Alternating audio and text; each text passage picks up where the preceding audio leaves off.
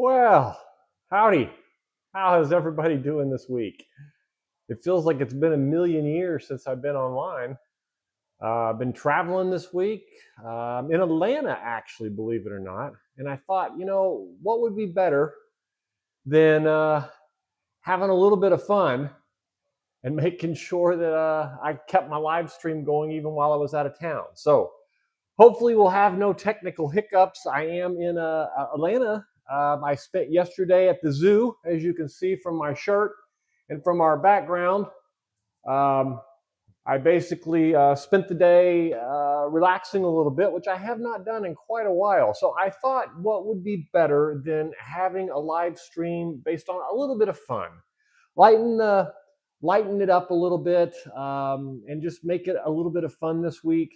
So I took the game that you're all familiar with called Two Truths and a Lie, and I turned it into kind of fun solar, a little bit of help from ChatGPT anyway.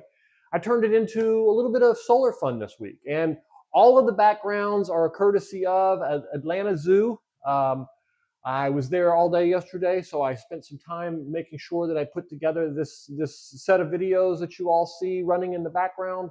All of them came from the Atlanta Zoo yesterday. A fantastic place. I know that us being solar, most of us being healthy solar people and on RVs, you spend a lot of time out in the wildlife parks and the national parks, the state parks, and we contribute a lot to them, but we never really give the due to some of these zoos that are going on here. The Atlanta Zoo was quite beautiful. They had a lot of different things to see.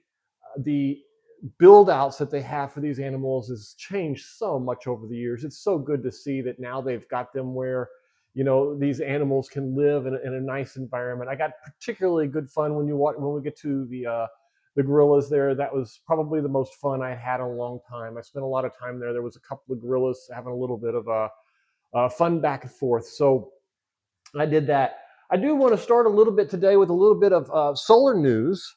I think this seems to be appropriate this week. It does look like the big beautiful bill has passed, which means all of the solar credits end on December 31st. And so a lot of people have asked, what does this really mean with the solar credits ending on December 31st?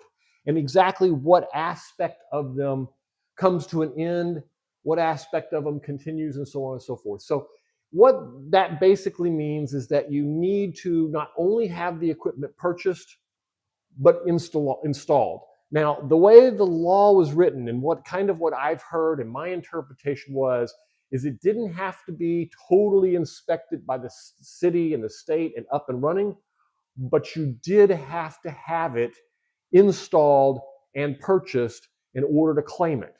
So that would be something, obviously you might want to check with your tax accountant on to validate, but that is my interpretation of the law. Before, it had to be operating and running before December 31st. So they rewrote, it looks like they rewrote a little piece of that where it basically says not only does it need to be purchased, but it does have to be installed. So I'm assuming the way they worded that and everything, that there was that was intentional, and I hope that was intentional. And I think I got all the chats working. And Nicola, hi, how you doing? Glad to see you here. I hope you're hope it's if it's your first time here, thank you for coming, and we're glad to have you. If you're a subscriber, which I don't know if you are or not, it sounds like the name is familiar. You were here last week, were you not? So if you were, welcome back. Thank you for coming. I really appreciate. And thank you for the feedback that it's working. Yes, that's nice. I know there is a bit of a lag between what I say and how I respond. I kind of do my best to keep up, and I've got a really nice setup here for it. So, oh, great. So you are one of the subscribers. That's wonderful to hear. Thank you. I'm glad. And I don't know is this your first live stream here? We obviously we do live stream every week on Sunday. I try to do them even when I'm traveling. Sometimes I don't have a house like I do here that's just got a wonderful setup for it. It allowed me to kind of go full on live stream, not my normal equipment that I have, but at least I have enough to make it happen. So basically, the solar credit is good till the end of the year. So that means that if you're going to do something and you want to take advantage of that credit, which it's a significant credit. I mean, on a system that you can get 30% money back, and this isn't 30%. Oh wow, okay, great.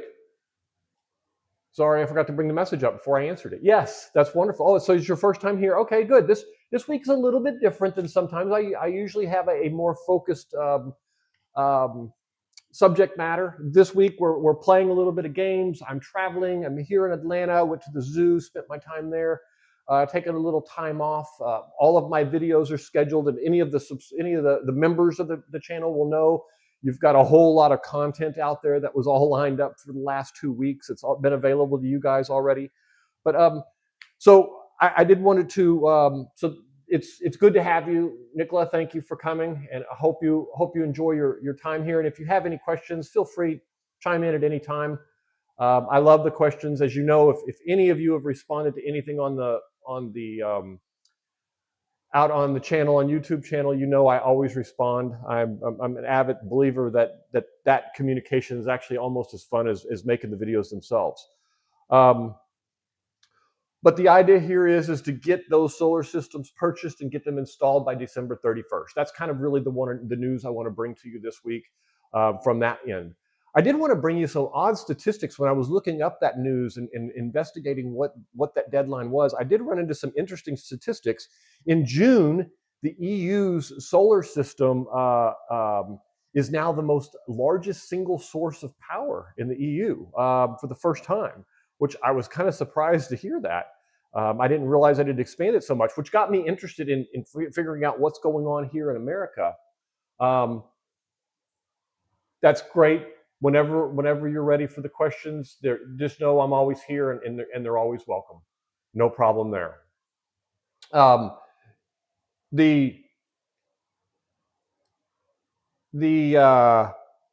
the other thing I wanted to talk about was I went out and investigated. That brought up a really interesting question about the U.S. market and how big it was, because I'm not one of those that believes solar is completely here to just for the good of the environment, which obviously that's a big benefit, and I have no problem with that.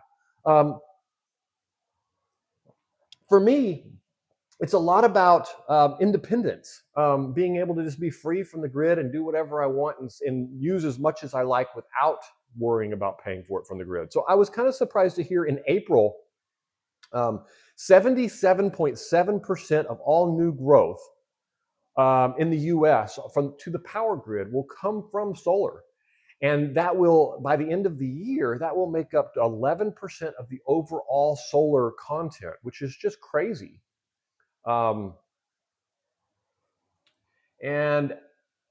I see that my chat is acting weird. So I got one chat that says one thing and one chat that says the other. It's true what he says about the EU. I see that over there, but I do not see it here. So let me see if I can figure out how to get this to reconnect real quick, because I liked the way it was working just a second ago. Let's see. Oh, I see what happened. Okay, this should not be a problem. I should be able to just do this and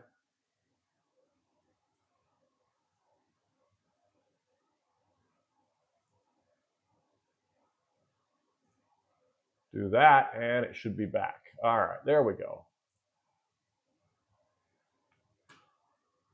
Never works the way you want, does it? Technology, especially when you're traveling and you don't have time to get everything set up. I'm going to switch some weird screens here for a second and see if I can get this YouTube one to pop back up. So pardon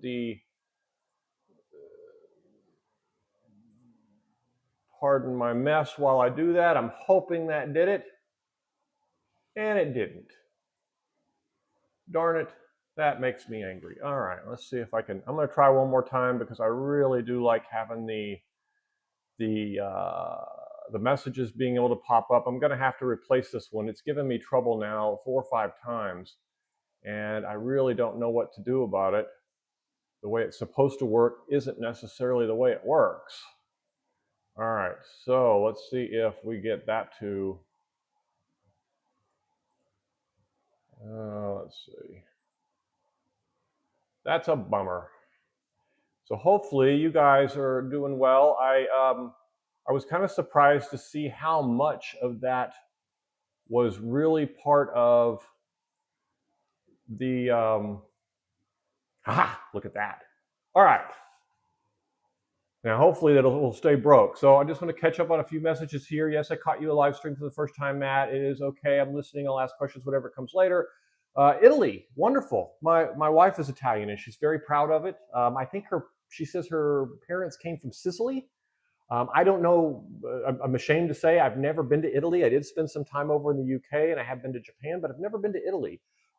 She really wants to go, so I'm hoping at some point in the future we can go. I hear your solar panels are a whole lot cheaper over there too, which would be nice if we had them like that. Uh, Great. So we look forward to. I look forward to hearing about it too when you do it. So and you know it is kind of surprising that I can't believe that you guys have more power coming from the solar industry than you do from the rest. It really surprises me. And yeah, and I can see the chat here from from you, but I cannot. It's broken again. So I'll just read the messages off when they come through. So I apologize for that. Let's see if maybe if I restore chat over here, if that would do it. I don't know. It's acting really goofy today. I think part of it might be the internet that I've got here, and part of it might be something else. Either way, um, so either way, we'll go on. The I was kind of surprised also to hear forecast was 32.5 gigawatts in 2025 would be added to the solar industry here in the U.S. That's quite a bit of power. And then they were going to add. We were going to be adding 18 gigawatts in 2025 of battery backup, which is fantastic because in the past I know the distortion between the two, the I want to say the disparity between the two has been quite significant. But either way, uh, now I I made myself a little bit of list here because a lot of the times I forget things that I want to cover before we get started, and I'm really itching to get onto to the game a little bit and have a little bit more fun. So please, if you're here and you see something funny going on, please mention it. Don't hesitate to let me know. And if you hear the dogs barking in the background, sorry about that. The wife is coming home. I did have a battery come out this morning about the EG4 Life Power. That was that released this morning. It's a really good video. Talks a lot about the EG4 Life Power batteries. I encourage you to go out and take a look at that. Earlier this week, we had the open loop and the closed loop battery conversations. I had a 24-volt battery. I had a DIY battery. The batteries, the coverage on batteries has just been fantastic the last couple of weeks. It was a lot of fun. I still have a good one coming, and I probably will have to do it when I get back in town. More about the 12-volt batteries. I realized this morning when I was going through all my content that one had not been completed yet. So I've got some good content coming up on 12-volt batteries also. Here in the next week or so, you'll see the Aptos panels that I installed on top of the RV. You'll see me walk through those and kind of give you coverage of how that works. And then the Smart Shunt from the Victron. I had a lot of people ask me about monitoring multiple batteries from the Smart Shunt. And that would be, that's a really good one. The Smart Shunt is basically allows you to monitor all the flow coming in and out, whether you have one battery, two batteries, or 10 batteries. So it's been very good to get a more accurate reading of the different batteries and the different things going on there. So I encourage you to to see that. I think that one, the Smart Shunt one, comes out next week sometime, and the Aptos one comes out on the 19th, maybe Saturday. I don't know. In the next week, they both come out. So I don't remember the exact dates, but they'll both definitely be out. Unless, of course, you're a channel member. If you're a channel member, then you should have access to them right now. And so see if we can get on with some of the fun here. I see. Let's see if I can get to the first one. So we're going to play two truths and a lie. And basically the way this works, it's just, and this is all for fun. So please, if you don't feel like answering, don't. If you do feel like answering, please do.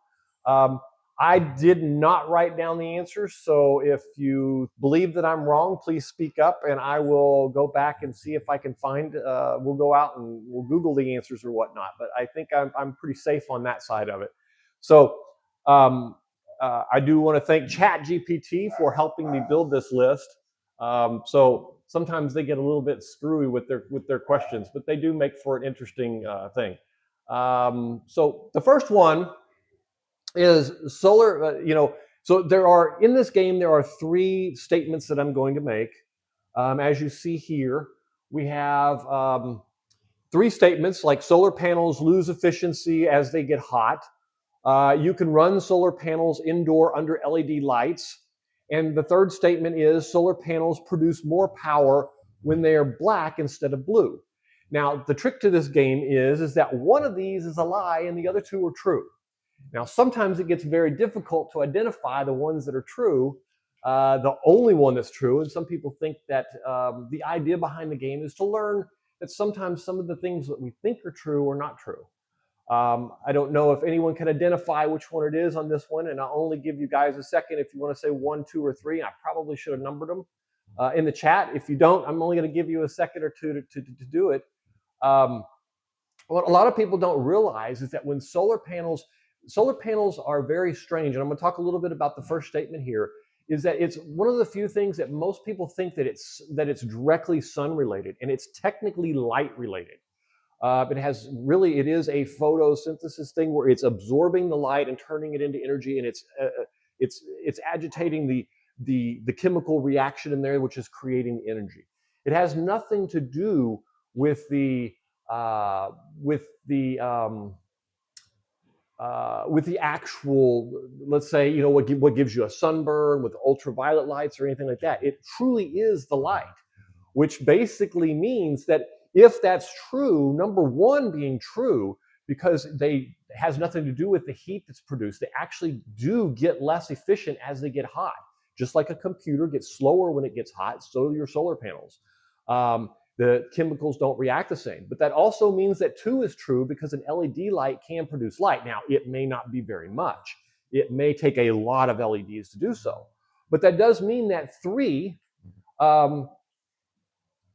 it does mean that 3 is true, is not true, I'm sorry. Solar panels produce more when they are black instead of blue. The color has nothing to do with it. Matter of fact, they may produce more blue because they reduce the heat a little bit if they could reduce it enough to make a difference. But it's kind of a funny one. Most people do end up picking one, thinking that the hotter it is outside and the brighter that sun is shining on them and burning on them, that they produce more. But it's not true. So number 2, CJ, I'm new subscriber. Get me a Victron charge controller soon.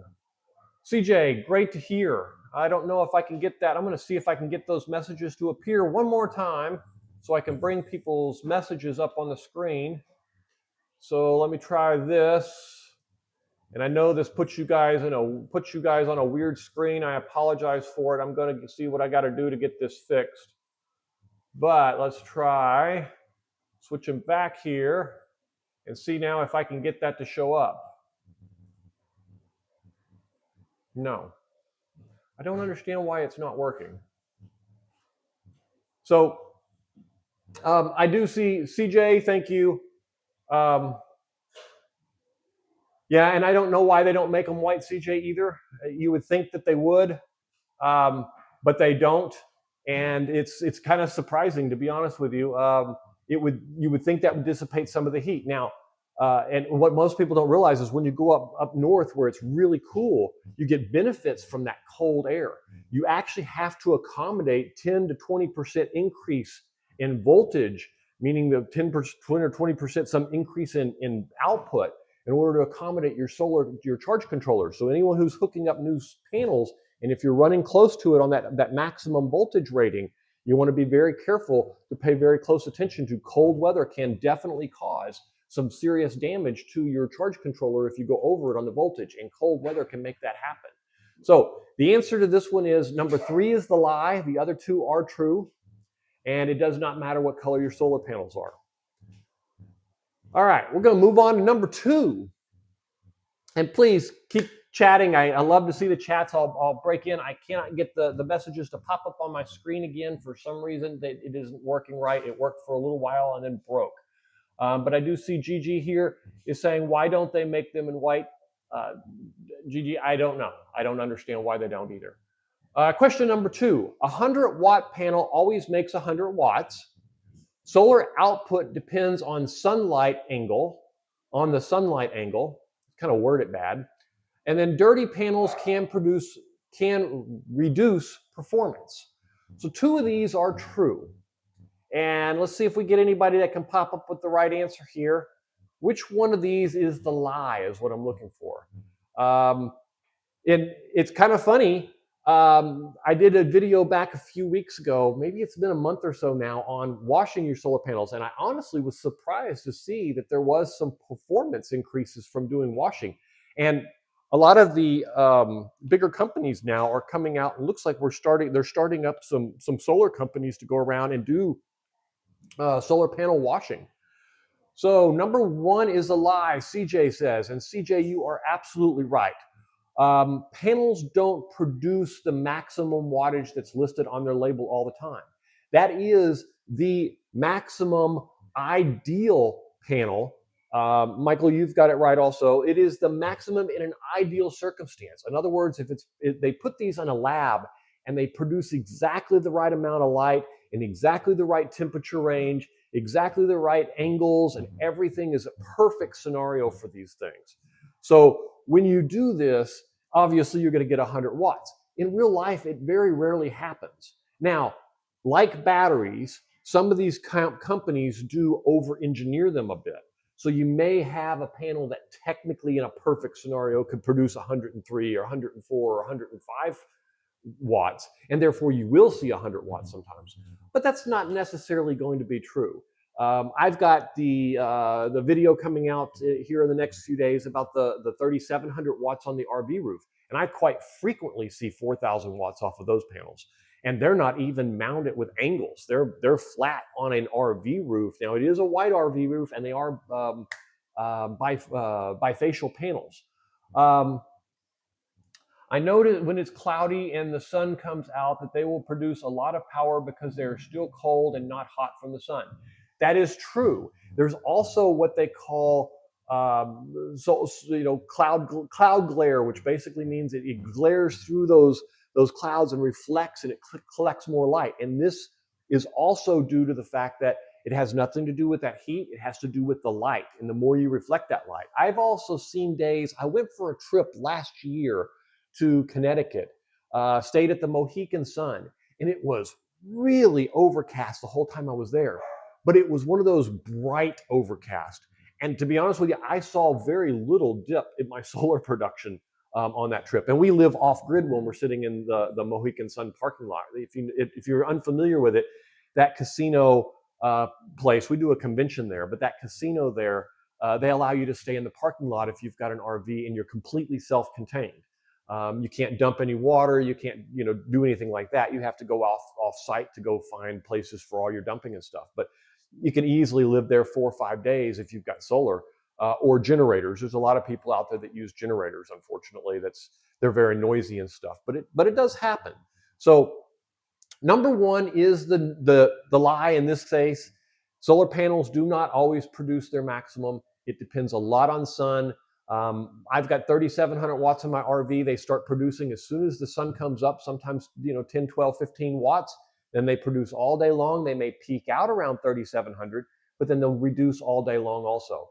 So don't count on getting full power. There are some websites that can help you do some calculations about that and allow you to estimate how many quote unquote day hours. Generally, if you're looking at bad mounted panels, let's talk about the solar shed for a minute. I got 3,000 watts on the solar shed, but they're not as well mounted as normal, and I get about 2 times production, 2.3 times production of the total wattage out of them. So I get about 7 kilowatt hours of battery energy at the end of the day. On the RV, I've got 3,700 watts mounted, but I can get up to 25 kilowatt hours of energy from those in a day, which that one's closer to the 6 and 7 times the energy. So somewhere between 2 and 6 and 7 is usually where you're gonna fall, but hardly ever you're gonna get 100% for any extended period of time of the year, except right in the middle of the year, which here in North America just passed for us. Hopefully that everyone knows that number 1 is the lie here. Let's move on to number 3. And for those of you who just joined us, I'm going to read the 3 questions and just shout out which one you think is the lie, and we'll go from there. And you can leave a Life Power 4 battery at 100% charge for months. Most Life Power 4 needs external heaters in the winter. And AGM batteries last longer than LiFePO 4, lithium iron phosphate batteries. One of these is a lie. And to be honest with you, this is a tricky one. I was kind of surprised to see one of them on this list. And keep in mind, I did use ChatGPT to help me build this list. So some of them kind of border on the line, on the edge of what a lot of people's beliefs are. I technically happen to believe with it, but I was kind of surprised to see it. So anyone in the chat going to respond to this? And I love this part from the zoo here where I walk by the giraffes. This is just a fantastic scene if you're, and the zebras following this one is just fantastic. The zoo here in Atlanta was just fantastic yesterday. And I haven't been to a zoo since probably when I was a little kid.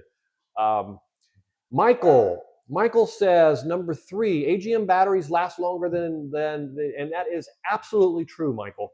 That is a lie. AGM batteries do not last longer. Not only that, they only put out half the power because if you run them down below 50%, you can damage them. So number 3 is definitely the lie. Number 1 was the one I was a little bit surprised to see here. A lot of us with solar systems do it, but a lot in the industry believe that anytime you're at 100% or down, if you even get close to 0%, that you're damaging your batteries.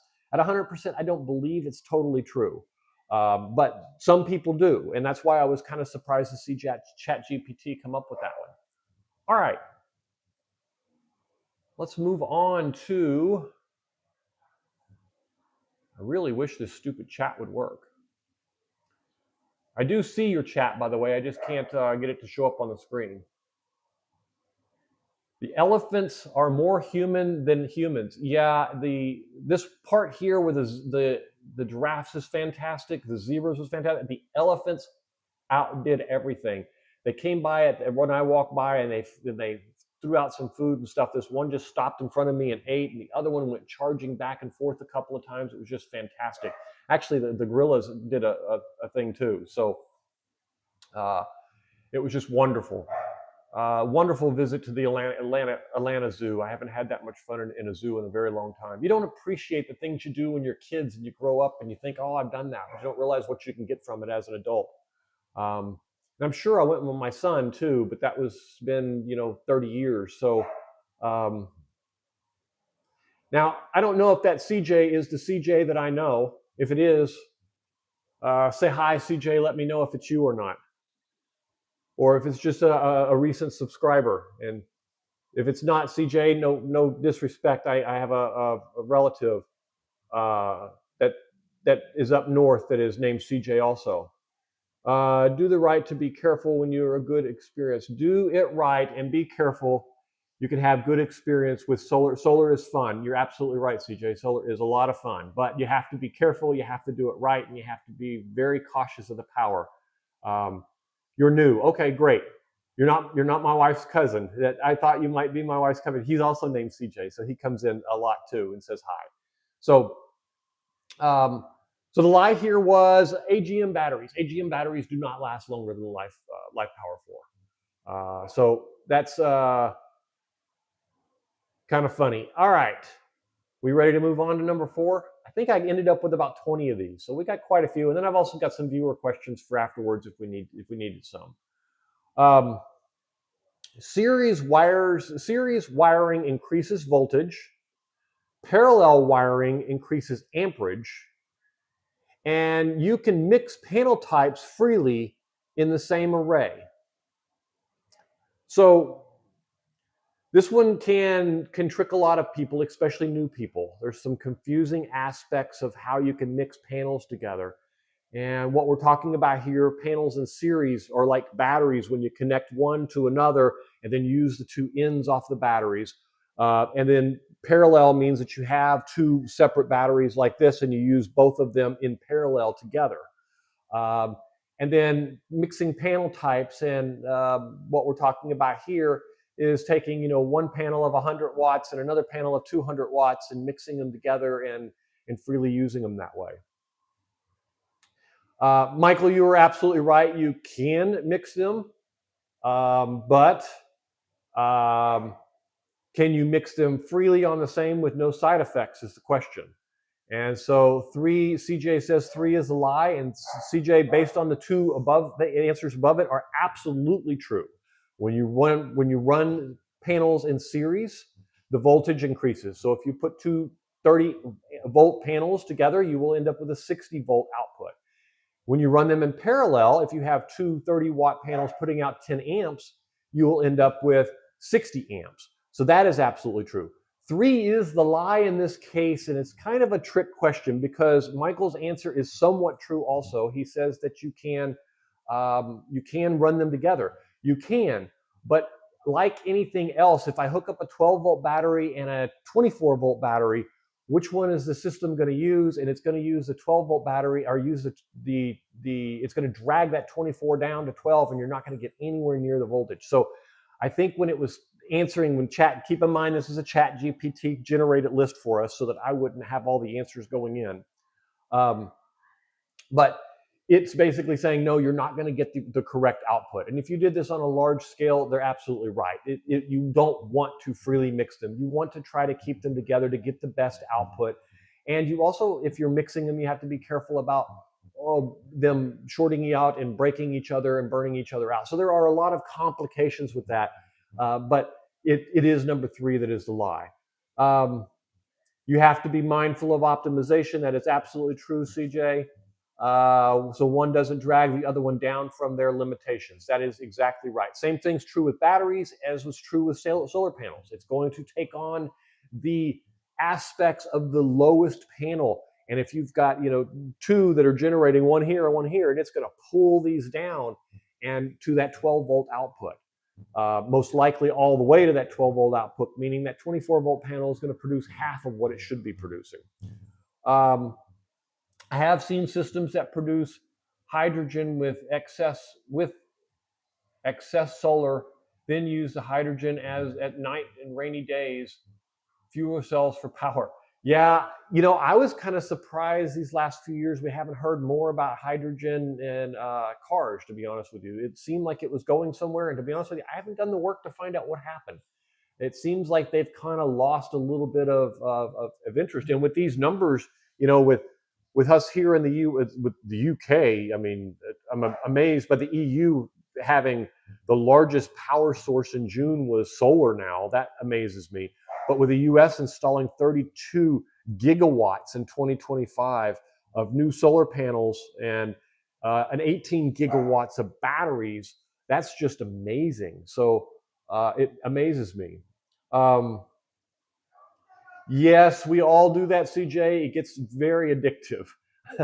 If this is where it leads to, unfortunately, I'm not going to say unfortunately, because I love the crap out of every single thing I've done with solar, all the builds that I've done, all the videos I make, especially you guys. Which reminds me, when I logged on today, I celebrate the number of subscribers that we've gained over the week, and I do want to say this week we are up to 8,726, and I just want to say thank you to everyone for that fantastic response that you've had to my channel over the last 4 or 5 months. It is just actually it's only been 3 months. It's been a fantastic ride. I love building the content, and I want to hear from you what more, if you're showing up here, I want to hear what kind of content you want. I heard that you guys wanted to watch battery videos, so I did a whole 2 weeks on battery specials, did 24 volts and 48 volts and shorts and longs and the whole shang. I want to do more videos, that the content that you're looking for. So feel free to let me know. But thank you so much to all of my subscribers. Also, all the members. We opened up member registration last week with different perks for that. And that was just amazing response to that. I was kind of surprised to see how popular that's been. And to any of my members that are here, thank you for joining. I hope you're enjoying your membership and early access to all the different videos that came out over the last week.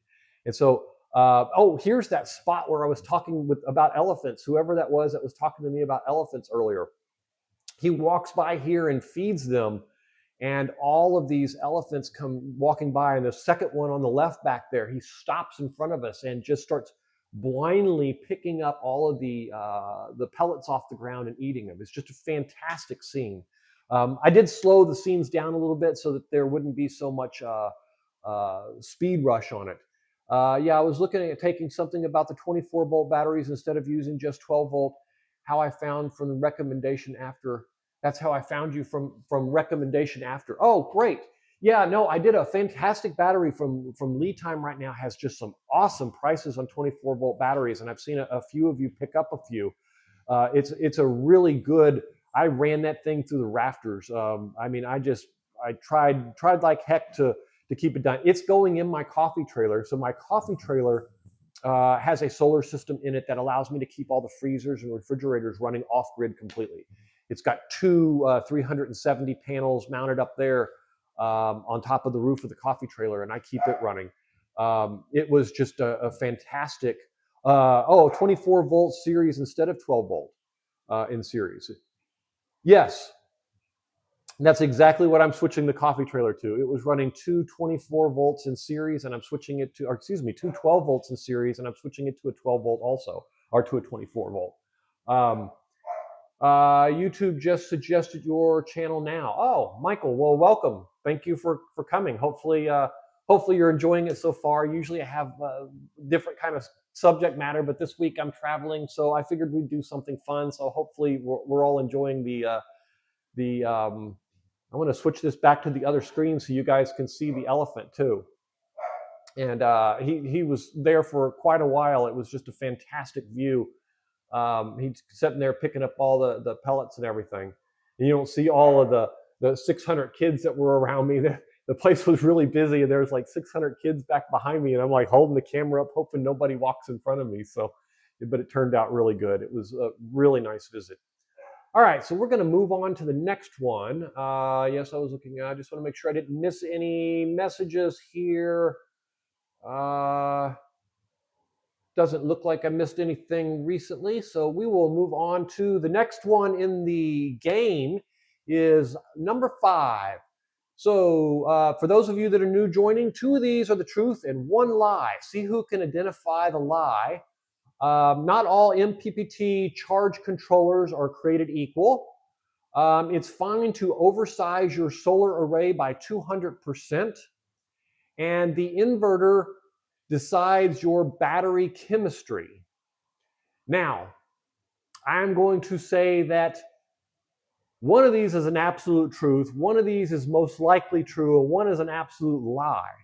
A lot of it's going to depend on where ChatGPT got its information onto the one that's mostly probably true in almost all cases. Probably almost in all cases was the famous last words before somebody lets the magic smoke out.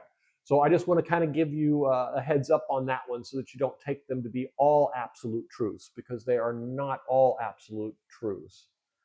All right. So let's see if I can get this message to pop up. I cannot.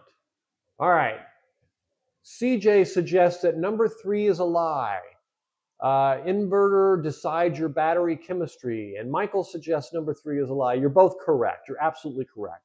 The inverter does not suggest your chemistry at all. It basically suggests how much power you have and how much power you can output at one time and how much energy you can store for that power creation. But it doesn't just talk about the chemistry. Whether it's AGM batteries or whether they're LiFePower 4 batteries, it doesn't make much difference to the inverter. It's a configuration to it. But let's talk about number 2 on that list a little bit so that we understand that. In almost all situations, think of number 2. There is a lot of discussion, or I've seen a lot of discussion about this on the internet, where a inverter will say something like, and we're going to talk about like a Victron, I'm going to use a Victron 100/20 as an example. The 100 stands for 100 volts, and there's no leeway in that one. You don't want to go over 100 volts, or you could potentially release the magic smoke. Now, in Victron, there's a little bit of leeway there. I've seen them when I've done it on accident that they come up and say, hey, I've shut this down because you were stupid and you should fix this. I got very lucky. In a lot of inverters, you do not get lucky. The magic smoke comes out and that's the end of your inverter. So be very careful on that voltage to take into account, like we talked about on the first question, to take into account when the weather is cold, that panels can produce more voltage than they can when they're hot. So you want to accommodate those cold temperatures, and there'll be an item on the sticker that tells you what percentage of increase you will get with every degree below a certain amount. And it'll say something like everything under 10 degrees, you want to add 0.23% or something like that. So you want to do that calculation and make sure you do it. A good rule of thumb is leave yourself about 20% leeway. In other words, if you've got a 100-volt charge controller, make it about 80, and then you should be safe in cold weather. You won't be able to go over it very easily. It's very hard to generate that much additional power above from 80 up to over 100. The other side of that is a little bit different. The /20 is talking about the maximum charge rate to the battery. So that means with let's talk about a 12-volt battery. If you're putting in if you were putting in 20 amps, then you were talking about 240 volts. Now, a lot of people assume that means the solar panels can't produce more than 100 volts, which is true, or 240 watts, which is not necessarily true. At their maximum, all the charger can charge the battery is 20 amps, but it can usually take in more. And let me explain why. When you go to a wall outlet, and let's say it's a 15 amp wall outlet, and you plug something in, all the 15 amps doesn't flow into that device and blow up the device, because it's only a phone charger and needs 0.1 amp. It only takes what it needs, and charge controllers are the same way. They will take what they need up to 20 amps and put that in. Now, most charge controllers and most devices now have started listing their maximum amount of overcurrent, and that's what it's called, is overcurrent or over paneling.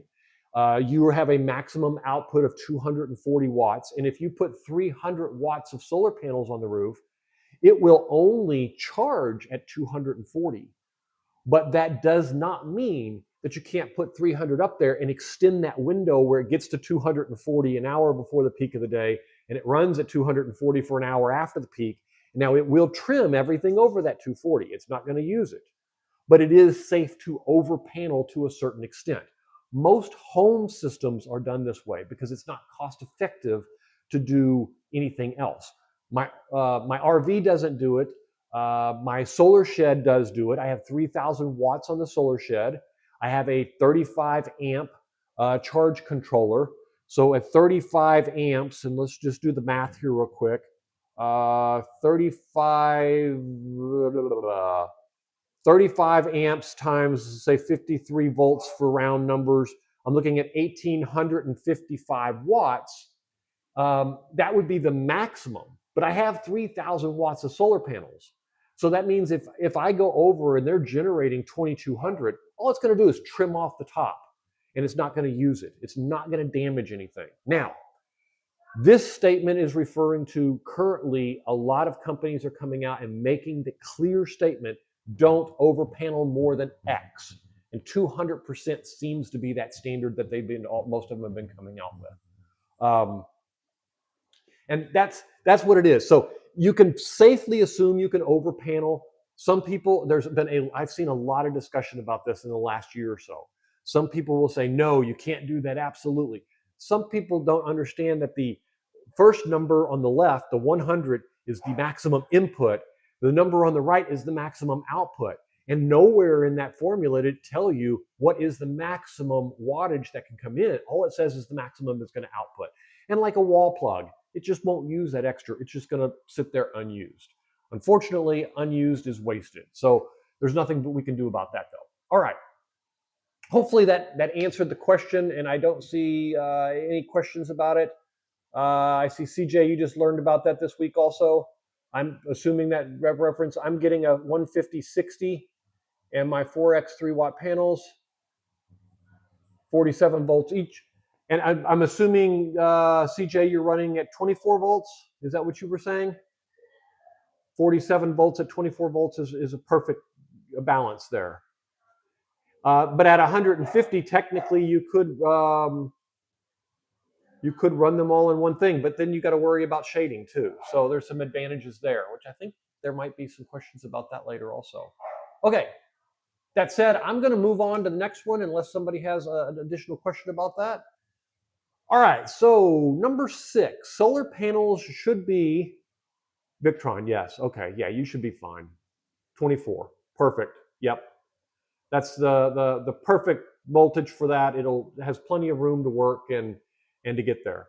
Now, I just noticed, looking out the window here, you guys will get a kick out of this. I made it to Atlanta, and I went to set up yesterday, and I realized my charger is at home. So I had no charger, and I'm thinking, I can't do a live stream without a charger. So I ordered 2 from Amazon and hoped that one of them would make it. And I just saw the Amazon guy deliver it outside. Now, he's only 7 hours and 47 minutes late. But hey, thanks to Best Buy, I made it anyway. So, all right. I think number 6, solar panels should be tilted toward the sun. You can use speaker wire for solar connections, and fusing your solar and battery connections is critical. So which one of these is the lie? Some of these are pretty easy to rule out, and some of them are not. But I think that's what makes a good 2 truths and 1 lie, is when there's 2 of them that you're thinking, I don't know. So I'll tell you a funny story about the fusing. Actually, it's not the fusing. It's about number 2. When I first built my 48-volt system, I wasn't, paying attention to small solar systems, and you build, just little things to run a light here or a light there, and you use 20 or 30, 40, 50 watts. It's no big deal. And even a 60-watt condensate light bulb is not that big of a deal. But when I got into the 6000 XP, it was kind of funny because I realized just how crazy it is on Amazon looking for wire, because your Home Depot doesn't sell your standard wires that you need for this. And so I ordered 4 sets of wire before I actually got what I wanted in the wiring connection, which was just crazy. And not that some of them wouldn't have worked for some systems, it just doesn't make me real comfortable. So let's go through these and see. Anybody else have a suggestion? CJ says number 3 is a lie. And CJ, unfortunately, number 3 is not a lie. Fusing all batteries in your solar connection is critical. This prevents lots of damage and fires from happening. Most batteries these days, especially 48-volt batteries, come with fuses built into them. And even my DIY battery, I hooked up a T-class fuse to it. Now, in my solar system, I have 3 sets of fuses. I have one on the battery side. I have one that's built into the inverter. Now, I use the one in the inverter it's a 200 ampere, and one of each of the batteries has a 100 ampere, except the DIY battery has a 200 ampere. But I've also got one in line for 250 amps. And this allows me to, I look at it as when you have a circuit breaker, let's say you have a piece of wire like this and you're pulling power from this side to this side, you want the fuse over here so that all the wire going this way is completely protected, and anything that shorts out within it goes to it. But the problem is when you're coming this way, you want the same thing. So that means that you should technically, if you want the perfect setup, have a fuse on both sides. Most people fuse the battery side. The 6000 XP comes with one built in, a breaker built in on the right side to protect the output from the 6000 XP and all the wires going this way. I put one in line to make sure I had an overall protection against it. So number 3 is absolutely true. Number 1, the solar panels should be tilted towards the sun. This one's an obvious. That's absolutely true. You tilt them to the sun, you produce more power. Does that mean you can't produce power? No, the solar shed will obviously make that statement completely false. You can always not point them towards the sun. You're just not going to produce as much. Number 2 here is the lie. And the reason I will explain why is amperage on speakers is completely different than amperage for electricity. It is not quite the same. And you can see this by going out and looking up amp ratings on different types of wire. And what a lot of people don't realize is they'll go out and they'll look up amp rating. Show me the amp rating for a 6-gauge wire. And they're going to use whatever they find. But let me suggest, and I might even be able to show you, let me see if I can show you. Absolutely I can. Okay, so let me suggest that if you look up, and we're going to use 6-gauge wire amp rating, and we're going to see here that it is going to pull up a chart that's going to talk about all these different types of wire and different temperatures. And this is where things start getting interesting. And what I want to point out to you, that different wires at different rating types have different temperature rating and different qualities. And a lot of speaker wire is not pure copper. Speaker wire quite commonly is made from aluminum, or it's copper clad, or something along those lines. So if you look at each of these ratings, there may be a lot of different, and you'll notice here, this is saying copper rated to 30 degrees Celsius, rated to 75 degrees Celsius, rated to 95 degrees Celsius. But if you look up something like 6-gauge wire marine grade, 105 degrees Celsius, keep in mind here the highest rating is 75 amps. You get something like this. If this is actually marine grade, it says it is, IP68, which would imply that it probably is. 6-gauge tinned copper, which is good.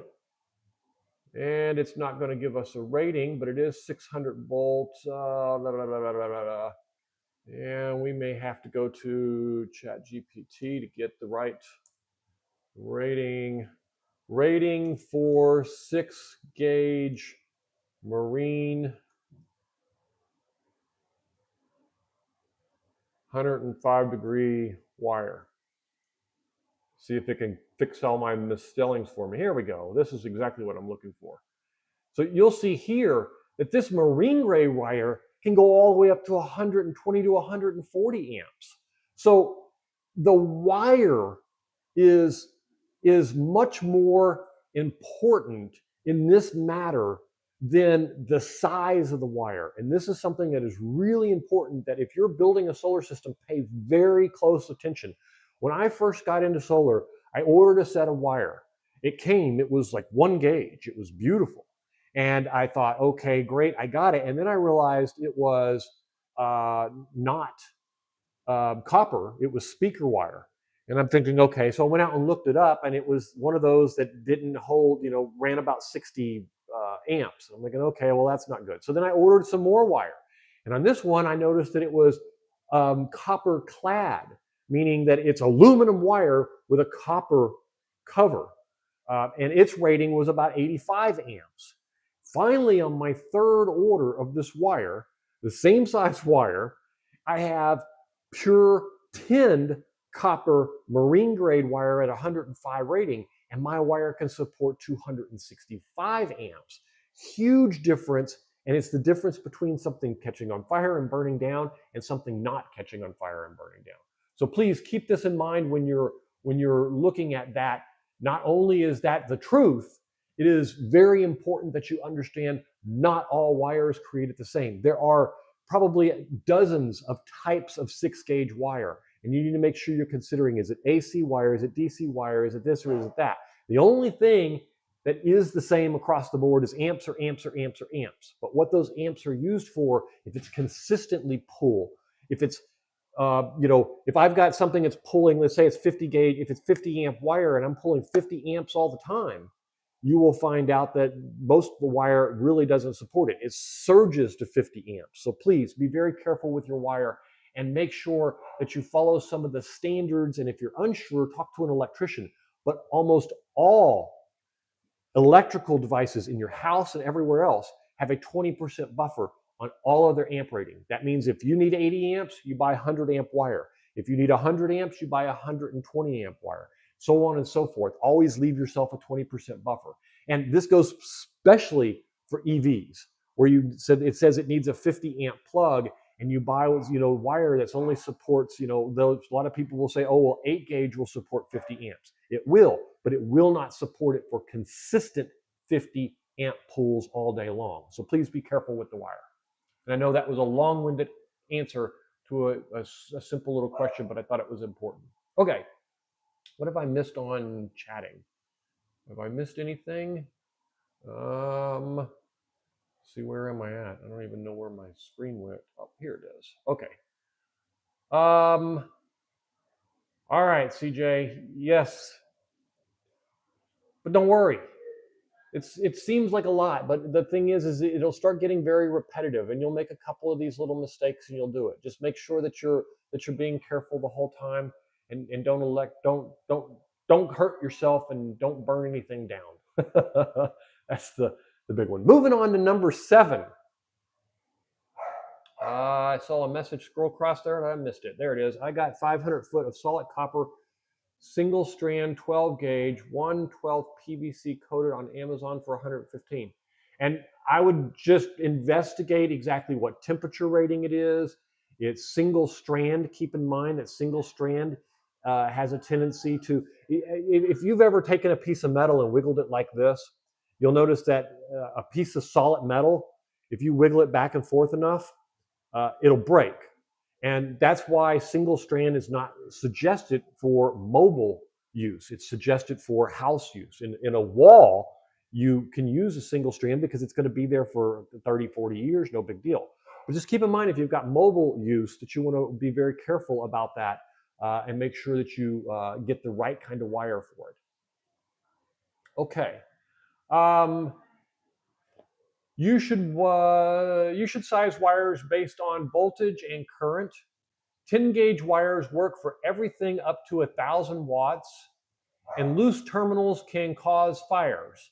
One of these is a lie, and 2 of these is true. And I would say that this one is an absolute, there's no give or take on this one. The lie is definitely a lie. Anyone want to make the suggestion on number 2? Michael says number 2 is a lie. Anyone else? And Michael, you would be right. Number 2 is definitely a lie. 10-gauge wire, as we just discussed, doesn't necessarily support 1,000 watts. 1,000 watts at what voltage? 1,000 volts for PV? No. It would, so it's just an absolute lie all the way around. Wire isn't rated for watts, it's rated for amps. And that means that you need to pay attention to both the voltage and the amps, and then worry about how many watts that is after the fact and get the right wire to count it. And number one actually tells you that number two is the right, so number one and number two can't both be true, or number one would make number two false. So moving on to the next one, unless we have some questions on this one. Fridge and air conditioners have startup surge loads. A 200 amp hour battery can run a microwave all day long. You lose some power every time you invert power from DC to AC. One of these is a lie. Two of these are true. Let's see if who can come up with who thinks they know the answer to this one. What would happen if one of the terminal connections to two batteries in series is a little loose? CJ, the number one, and I'll answer this question while some people think about this one. The number one cause of problems with the solar system and with every electrical system is loose connections.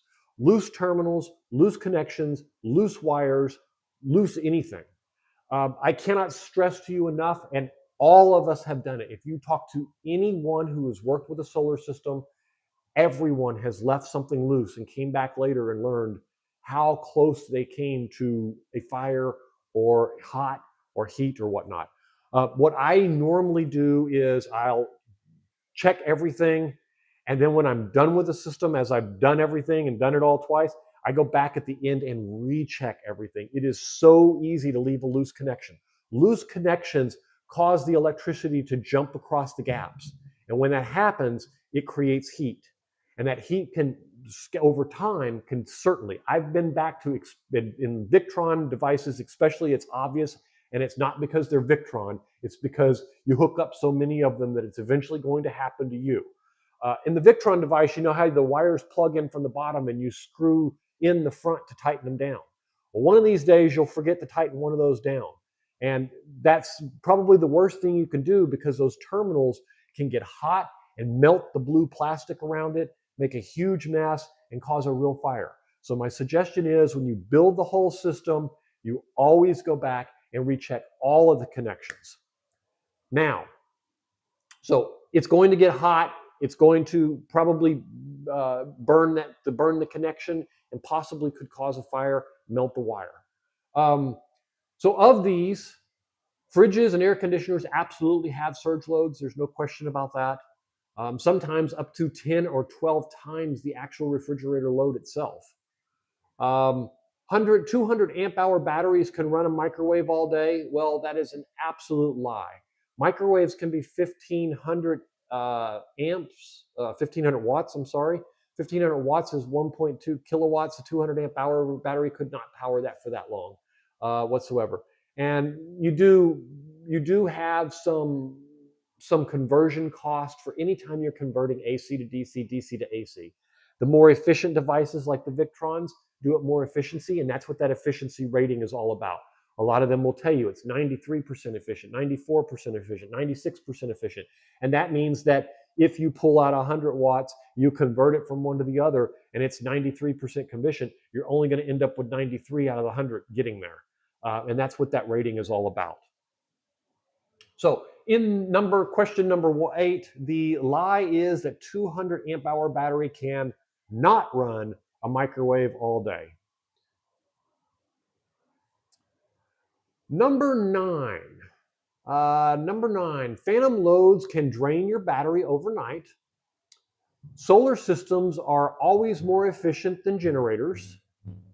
And LED lights use very little power. This was kind of a trick question. But use the process of elimination, and you should come up with the best answer for the 3 in this one. Any suggestions from crowd? And I do want to say thank you to all of the members and subscribers that are here, and everyone else. If you're just visiting, thank you and welcome to the channel. My name is Matt. I build solar stuff, solar videos for my solar channel. I encourage you to go back, and we just finished a couple of weeks of different battery videos and stuff like that. But I do inverters. I got all kinds of panels coming out, all kinds of new things, all kinds of stuff coming up. So I thank you for showing up. And today I am traveling. I'm in Atlanta. I went to the zoo. The background is from the zoo. And I spent yesterday there. So you'll see here is one of the bird areas. But I spent all day yesterday there. So I created this background for you guys today. And thank you and welcome to the channel. I hope you hope to see you again. Hope you enjoy your stay. Participate a little bit in the truth or lies. There's for every one of these questions, there's 2 truths and 1 lie.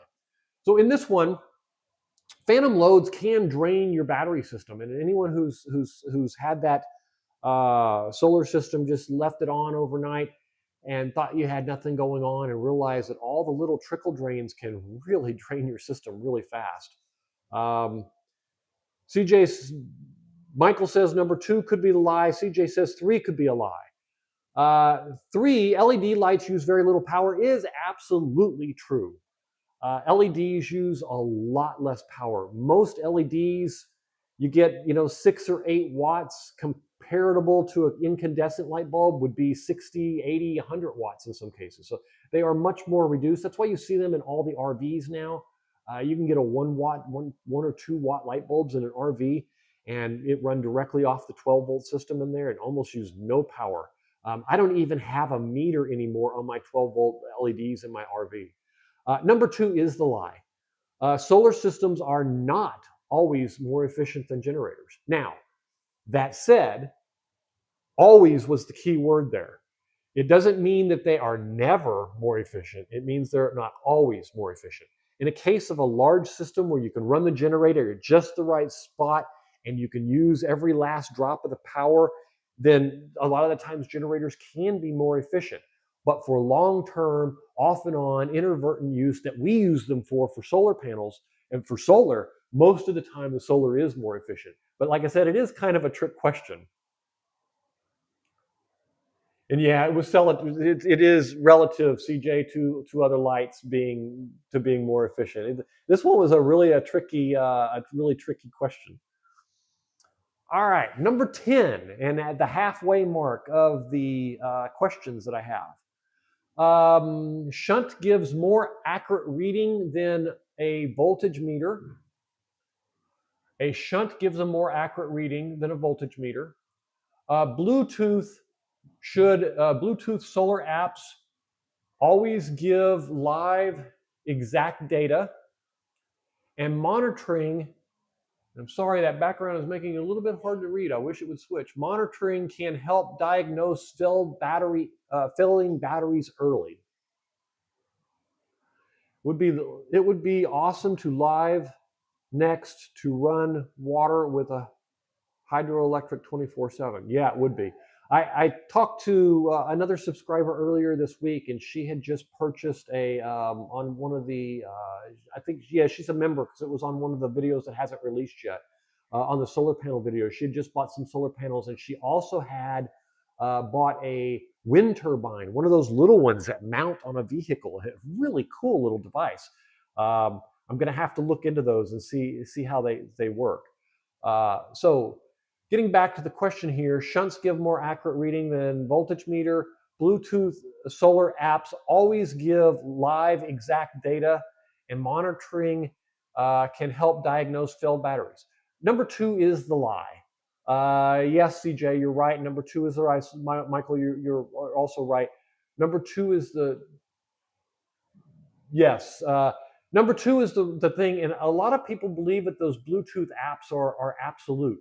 Those Bluetooth apps are, keeping in mind that a lot of those batteries and those Bluetooth things are super cheap batteries. And I can tell you that the monitors they're putting in there are also super cheap, and they're not calibrated perfectly very often. So a lot of the times, even on the very low wattage, you won't even see the reading. It will, most of them, if it's under 20 watts or 15 watts, you won't even see the reading. So it definitely is, the Bluetooth apps are not as accurate as you would like them to be. They give you an idea if something's going on. They give you an idea of what it is. but with all the stuff that's built into those batteries, keeping in mind that a shunt itself is $100 and you're buying a battery that's $200, how much of the money do you think they spent on the actual shunt and the BMS as opposed to the actually battery cells and the wiring and stuff? So that's kind of a way to think of it, or at least the way I look at it is they couldn't have spent a whole lot of money to make it really nice compared to the $100 meter that you're comparing it to or something. Okay, moving on to number 11. We are looking at you should run an RV fridge on solar alone. Oh, you can run an RV fridge on solar alone. Every RV solar install needs a grounding rod, and monitoring panels mounting panels flat reduces solar gain. This one, I like this question. This has got 3 different categories here. One is from running a fridge to installing grounding information, and then the third one is completely about mounting panels. It's amazing. This is a really good question because they all come from different categories, not allowing you to use the process of elimination by 2 of them have to be true. Therefore, the 2 that are the same. Obviously you can run an RV or a fridge on solar power alone. There's no question there.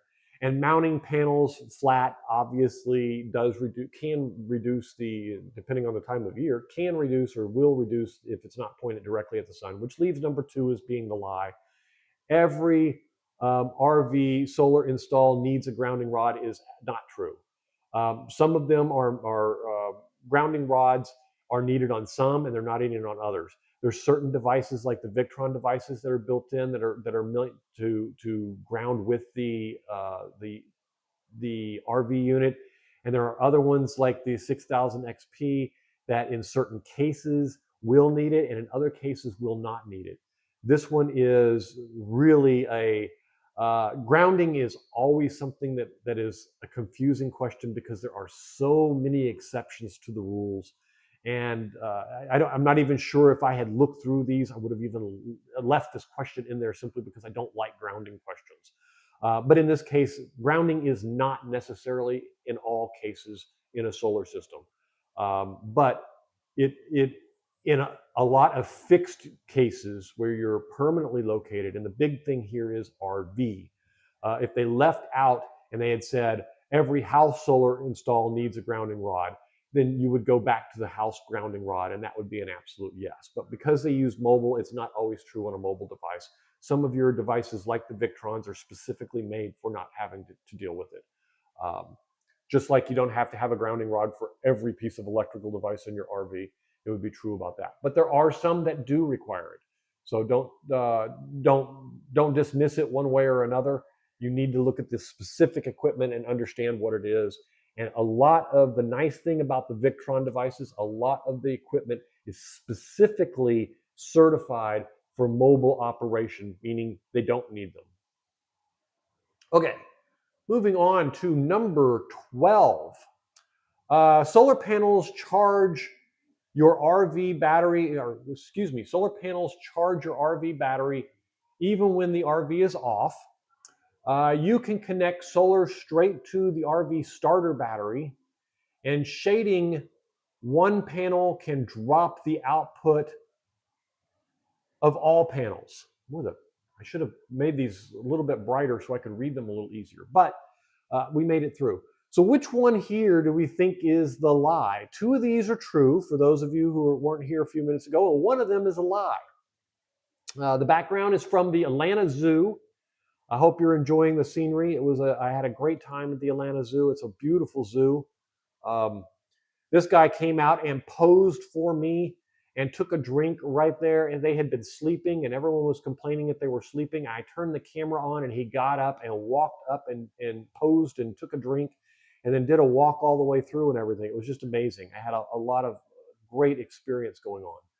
All right, so it looks like CJ is suggesting number 2 is a lie. Anyone else? Michael's suggesting number 2 is a lie. So let's see, number 2. You can connect solar straight to the RV starter battery. Shading one panel can drop the output. So we know that shading can definitely drop the output of all panels, especially if they're ran in series. And then number one, first answer is solar panels charge the RV battery even when the RV is off. A lot of people use them exactly for that. They put the little 100-watt solar panel on the roof to keep their house battery running. You can connect solar straight to the RV starter battery. Yeah, this is a bad idea. It can be done under certain circumstances, but to say you could just globally do it is absolutely not true. That would be the lie in this case. So good call, both of you, CJ and Michael. Good call on that one. And you have to have, if you are doing this, if you're one of those, back in the old days, it used to be they had some 12-volt solar panels for 12-volt batteries that were exactly the right voltage and everything. And the reason being is that you don't want them overcharging those batteries. So today, if you do that, the solar panels are made to go through a charge controller of some kind and to charge them appropriately and not get them overcharged. So you can do a lot of damage in today if you try to do that, if you don't have the panels that were specifically made for that type of use. Number 13, you can live fully off-grid with solar, a battery, and a backup. Solar panels work during blackouts, and all solar installs need grid approval. Now, I like this one. One of these is a lie, and two of these are the truth. All right, so with a buck converter limited to the right voltage. That is correct, CJ.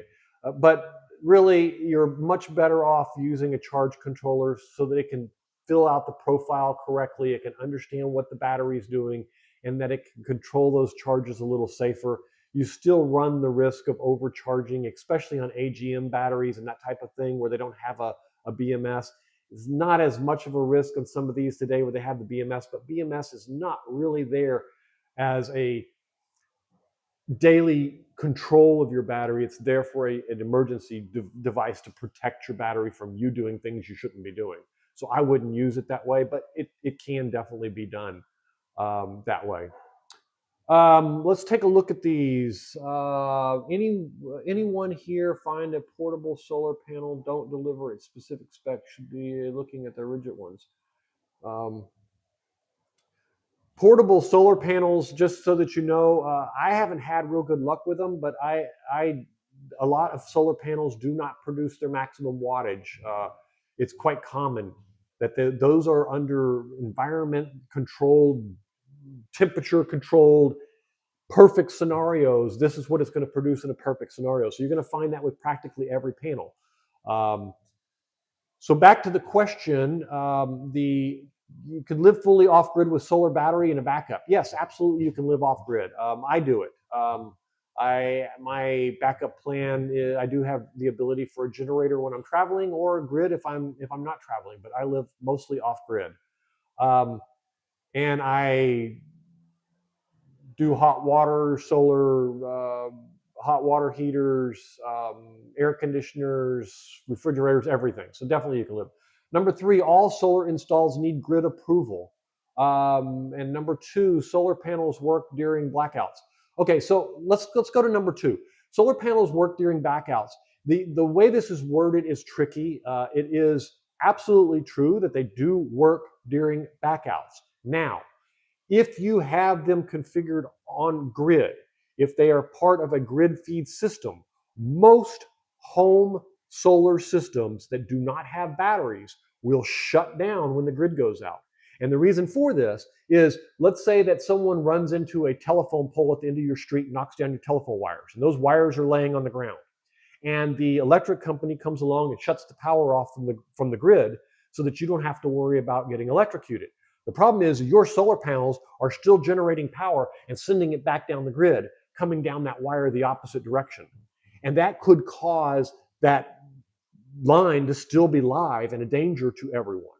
Now, most people who work on the lines will prepare for this, and they're going to short those lines out to a neutral ground and cause your system to short out and to shut off from popping a breaker. But that's beside the point. So they would shut down. But solar panels that are hooked up to batteries and not hooked up to the grid will work in blackouts.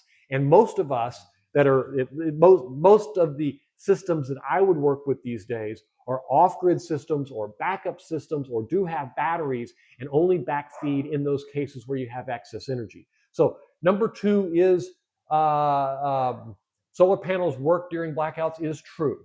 All solar installs need grid approval is not true. You don't need grid approval if you're not backfeeding to the grid. And that is just the way it works today. Now, there may be some jurisdictions where you need it if you're even connected to the grid to feed it in, but an off-grid inverter usually can use power from the grid to power it just like any other device. But that does not mean that you backfeed power to the grid, and therefore you don't need their approval since you're not sending power back. So number two is the thing. Have you ever heard of a step-down MPPT? No, step-down MPPT is not an MPPT. It's a PWM, and what that basically means is that a PWM charge controller basically reduces the voltage to match the battery that you need. The problem is unlike an MPPT, whereas if you have 10 amps coming in at 24 volts, and that would mean that you have 240 watts, it would reduce that to 12 volts, being 240 watts and 20 amps. In a PWM, it does not reduce or convert the wattage. It trims the voltage, and therefore you have 12 watts at that same 10 amps, and you only end up with 110 watts of power. So that is why MPPs have pretty much gone away now. There are still use cases for them. So if you have a 12 volt system and a couple of 12 volt panels on your roof and you just want to ensure that they don't overcharge, PWM is perfectly. They're a lot cheaper, they're easier, but keeping in mind, you are trimming all the voltage over what you need. So if it needs to charge at 12.3 volts, and it's producing 14, it just cuts off that extra and you lose all that power. Whereas an MPPT will take that power and convert it and use and increase the amperage for the reduced voltage using Ohm's law to take care of all that for you. So that is the difference. So it's not technically a step-down MPPT, it's a PWM inverter, or charge controller, I'm sorry. Solar panel, I forgot what I was doing here.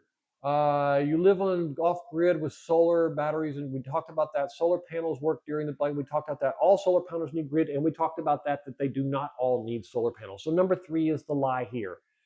All right. Did I miss any more questions? Let me just look real quick. Finding solar panels delivered is just talked about that. Three is a lie. Got it. I'm good as if I'm looking at this as if in a home. So Michael, yes. So looking at solar for a home, most people do. Most people, unless you're looking to power the whole home, meaning everything, most people do what we call a critical loads split off. And that means that you take all of the devices that are critical for operation in let's say a power outage. And let's say that in my case, I get hit with hurricanes each year. And let's say you're going to lose your power for 3 days. You determine which ones of those are critical load, and you put them on a backup panel, and you feed that backup panel with your solar system. And that way, when the normal power goes off, things like your dryer that you don't need to run when you're in a hurricane, or your stove, maybe you're going to use some other backup way of cooking, a barbecue grill or something like that. You can leave those high usage items on the non-critical side and only use the critical loads panel for serving your solar panel. And then a lot of people will use this year round to shave off those expensive hours of operation where the utility companies are charging you more for power.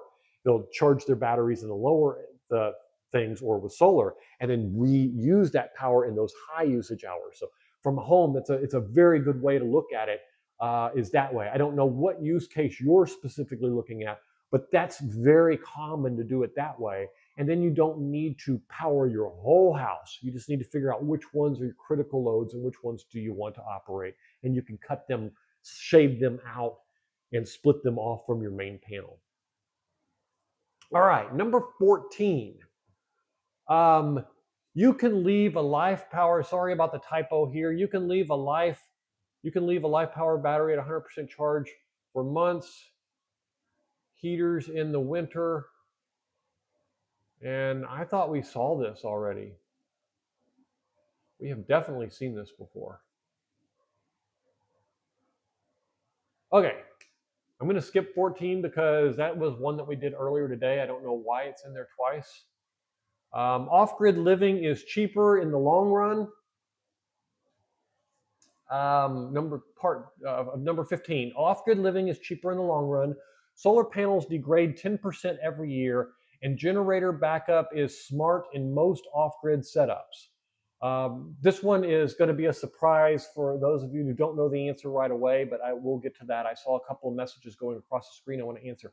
I have a battery system that I do not have it connected to the panels for critical loads. I'm struggling to find ways to shave off peak energy usage aside from window AC unit. Any suggestions? The easiest way to do this is to take, and I don't have a video on it because most of mine are mobile, but I would find a video out on YouTube about um, a sub panel, and I would install right next to your main panel a sub panel, and that way you can pixie tell these loads off into this panel and have them run from this panel and only have that main feed run across from here to there. And that way you can run all of these loads all the time on your solar. Now, I'm talking about, and what you don't realize is it's the little things that you can use solar for that are useful. Your refrigerator almost always is on a separate plug. And it doesn't seem like a lot of energy, but when you do it 24/7, it's a lot of energy. Your or your refrigerator, you can't, if you've got a big inverter, you can do things like a hot water heater or something, but that's going to be the only device that you can run. So that one's really hard to do. Those are usually non-critical loads anyway. But even your TV, your entertainment centers, all of your lights, your wall plugs, most of the time, all of these circuits are all busted out and you just route them over to your backup box. Now, most people have to go get a sub panel installed, but an electrician can come in, pop that sub panel in, route all these over for you, and connect. Then you can connect your inverter up to the sub panel pretty easily. And that way, when you need to run off grid, you still can. But that would be the best way to do it, is think about the little loads and think about the volume. So don't think about just getting one. I think what you said was critical loads. I'm suggesting to shave off battery system that I do have it connected to panels and critical loads. I'm suggesting to find ways to shave off peak hour energy aside from AC units. Yeah, there are tons and tons of lots of little things, and you won't believe how much they add up. If you haven't done go out and watch your meter, and when you shut off all those big devices, and you will still see that you use a considerable amount of power there, or you wouldn't be looking to shave those things off. So that would be my suggestion: is you take the bulk of all the little devices and shave them off, because those are the ones that you can shave off all the time, and you can use solar to do it. So now you can get that benefit not only during those peak hours. During the peak hours, the best way to shave it is just don't use your dryer during those peak hours. Don't use your heat and stuff like that. Window units are good for shaving off your main air conditioner. So you can run a window unit fairly. I switched to mini splits in my RV. That's a great solution for houses for shaving because those window units, those mini splits can easily run on small inverters because they don't have that big surge that comes with them. They don't even, not even with the window units have a lot of those surges too. But those mini splits are fantastic for that. And then you can take your main house and turn it off during the time, your main house AC, and that would shave tons of electricity. And I've seen a lot of people do that full time, all the time. They shave all the power off of those and run them all on solar. So that would be, yeah, and you don't want to run an extension cord for your dryer. It's way too strong. Yeah, refrigerators run anywhere from about 1.2 kilowatts a day up to about 2 to 2.5 kilowatts, depending on how old it is. More recent efficient ones will be 1.2, 1.4. and some of your older ones will be as much as 2, or some of your larger ones will be as much as 2 and 2.1. So you can get, especially if you've got freezers and refrigerators and things like that, you have to be able to handle the surge. But the operating is what gets you. You run a refrigerator these days runs at about 125, 150 watts, but you run that for 2 or 3 hours, and you can go through a lot of energy over the period of a day. Okay, let's get to this 15. Off-grid living is cheaper in the long run. Absolutely, that's true. For me, it's not necessarily about being cheaper as it is about convenience and being able to stay off the grid and the challenge of doing it. But it is cheaper in the long run, and everyone talks about the payout and how long is it going to take to pay out. Most of us can pay it out in 4 or 5 years. Some of us can't. Some of us, we want niceties, but it comes down to a car. You could buy a $12,000, $15,000 used beat up car and get a lot cheaper payout than you could that nice car that you drive. But the thing is, you want the nice car, you want the luxury. The same thing's true about the solar panels. For me, I want the ability when the next hurricane comes, unlike last year where I'm struggling to just keep the lights on and have things cold and freezing. I want to not even worry about it. I want to look around and say, oh, and say to my wife, hey, honey, did you know that the neighbor's power's off? And not even know it, which we've done that in our RV before. We've been in an RV park where the power went off and we had no idea it even happened. And everyone else was dark and we were light. And we were like, man, it's awful dark out there. So for us, it's that. Solar panels degrade at 10% each year, and generator backup is smart in most cases. It's almost always a smart thing to have a generator as a backup for solar. Whether you're a house, whether you're an RV, whether you're traveling or whatnot, whether it's small or big or something, it's always a good idea to have a backup plan. Nothing is flawed. You can have a simple wire, a fuse, a breaker, something along those lines go out and can leave you completely stranded. Accidentally leave a device on, run your batteries all the way down, and although those Life Pod 4 batteries even run down to where the BMS shuts them down, doesn't ruin them, but it is nice to have some source to get things back online. Solar panels degrade at 10% every year is an absolute lie. Believe it or not, it isn't even close to the truth. It is way, way less than 1% is worst case scenario. Solar panels are designed to last for 20 or 30 years. Their lifespans are awesome. Used panels' lifespans are awesome. And in most cases, even if you buy used panels, like you've seen me do for the solar shed, or hopefully the pergola that's coming, where I bought all those panels for like $200. I bought like 29 of them. Most of the panels themselves are perfect condition. It's the connectors that get worn out and wear out.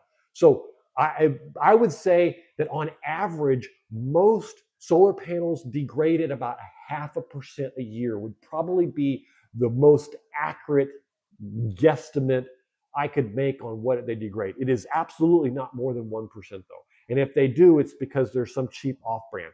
Most name brand products these days and solar panels the technology has gotten so good that you don't even really shop brands for solar panels anymore. You go with the best price, and there's very few of them that are poor quality. There's some older ones that are poor quality, but you can easily see that with degrading.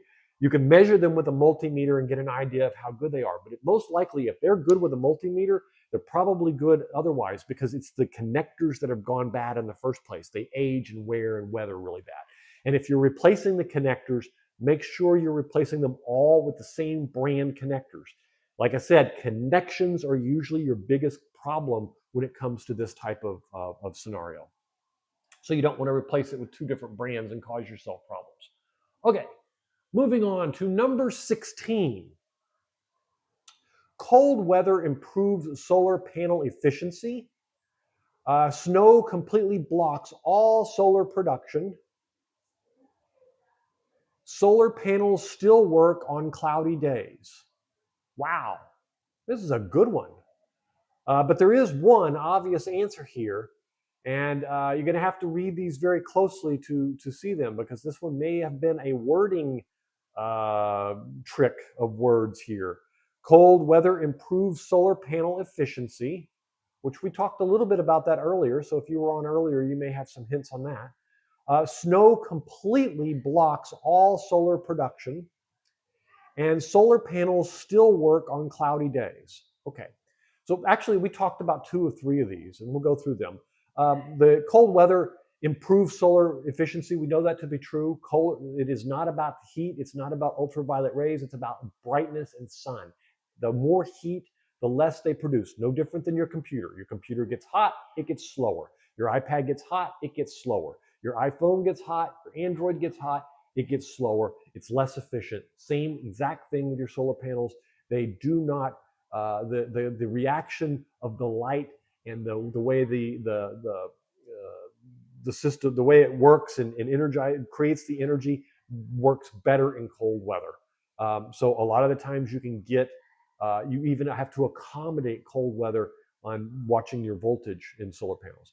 Number 3, solar panels still work on cloudy days is absolutely true. They do work on cloudy days. Because it's about light, sometimes good cloudy days can create more reflective light than a normal direct on sunlight day.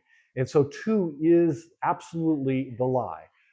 Snow completely blocks all solar production is not true. A lot of the times you can have solar panels mounted vertically where snow does nothing but amplify the amount of light that goes into your panels. You can have partial block where it still gets something. You can also, what I think the trick to this one is the wording, and it was kind of trickily worded. Snow completely blocks all solar production. Yes, if it snows and completely covers the entire thing, then yes. But also keep in mind that to a certain extent, if you look out a window that's covered in snow, you still see some light. And because the solar panels production is based on light, some still gets through. Now, it may only be, if it's completely covered, 5 or 10%. But the way this was worded, snow completely blocks all solar production. That was kind of the trick to this one. So, how are we doing? How's everybody out there? I haven't paid any attention. I'm watching the messages go by. I hope everybody's doing well. All right, we're at 16. We still have a few more to go, so I'm just going to go on to the next one unless I see questions. Number 17. The MPPT charge controllers are more efficient than PWM, which we did talk about that earlier. So if you were here for that, you should know the answer to that. And PWM controllers work best with mismatched voltage systems. And MPPTs adjust consistently to maximize the output. So let's see if anybody knows the answer to this offhand.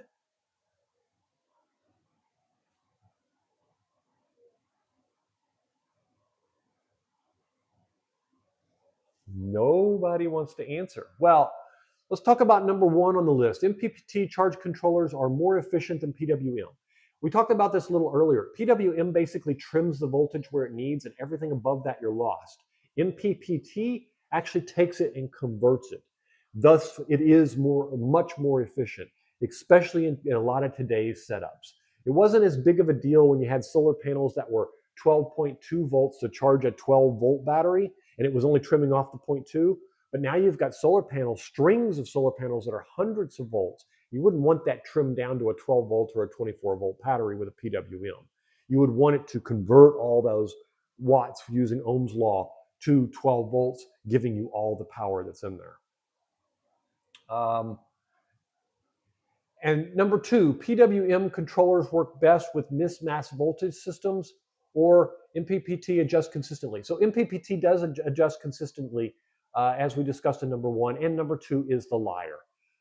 Basically, it is going to just trim off everything to what it needs. It is extremely inefficient, and it is really a detriment to all of the panels in the string. That is why you don't really see PWMs out there anymore. Because they don't work real good with mismatched strings. They don't work real good with mismatched voltages. They work with very closely matched solar panels to a battery. Now, that said, if you've got let's say you've got a boat that's got a 12-volt battery in it, and you've got a panel that was made to charge that battery, you could put a PWM charger on there, because the voltage is so close, it's only going to trim off a tiny bit, and it's really cheap. The technology is really simple, and they work really well under that circumstance. But once you go beyond that, they don't work well anymore, and it's not helpful. Hopefully that answered the question. All right. Number 18, you can test solar panel output with a multimeter. Solar panels require zero maintenance ever, and loose screws or corrosion can reduce system output. Now, this one by now, most of us that have been here for at least the last 8 or 10 questions probably know the answer to this one. If we think about it, you can test solar panels with a multimeter. Multimeter will give you the voltage of the output, and 9 times out of 10, if the voltage is right, the power follows it up. Loose screws and corrosion we talked about earlier before. Loose screws can lead to reduced system output. They can also lead to heat.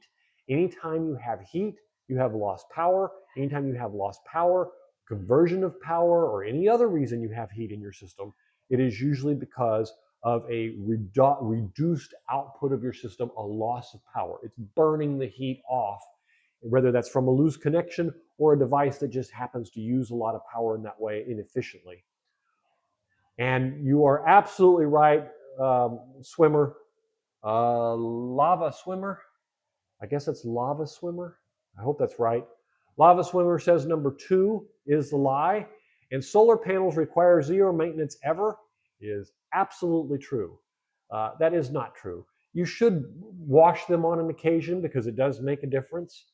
You do occasionally have to worry about the connectors that go to them to make sure that they don't if they get submerged in water sometimes, or the seals can wear out and they can short out. They can do.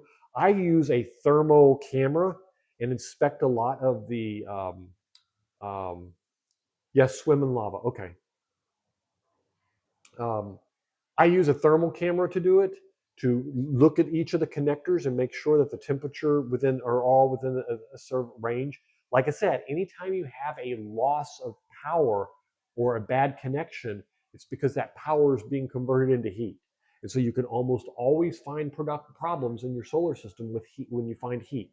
You can do that with a regular point gun that has a little laser reader. Those are $10 or $12, all the way up to the hundreds of dollars worth of the thermal ones, and those work really well also. But I suggest if you're going to be working with solar that you want to pay very close attention to the hot spots. Number 19, charge a battery too fast can damage it. Charging a battery too fast can damage it.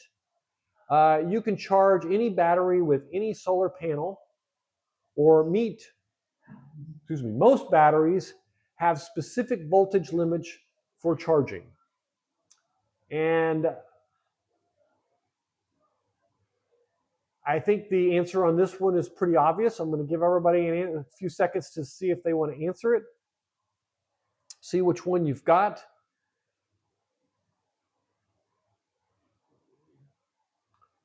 All right. So most batteries have an input limit to how much you can charge them.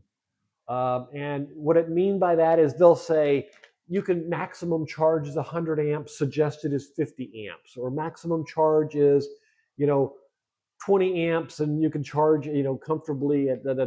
So most of them are going to tell you anything above and beyond that can damage the battery.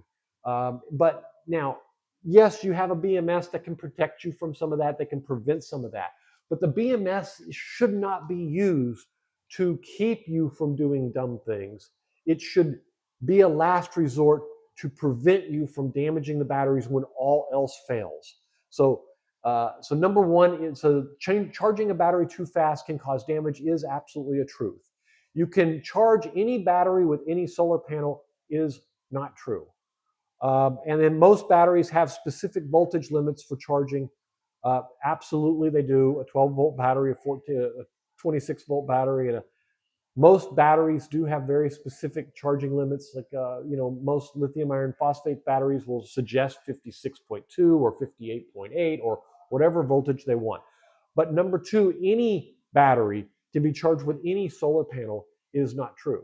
Now, if you put some devices in between them and do it with that, most of the time you can get them to work. But a lot of the times you can take a small 20-volt solar panel and you can't charge a 48-volt battery. There simply isn't enough electricity there in that coming out of that panel to do so.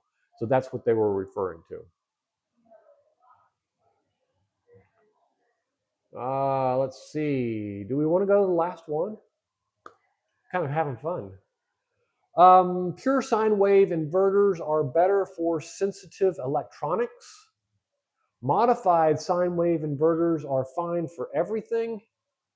And some inverters can combine grid, solar, and battery input. So, for those of you who just arrived, we're playing two truths and a lie. And on the screen, I have posted three statements. The Atlanta Zoo is in the background. I am traveling this week, so that's why it's game day as opposed to my normal solar day.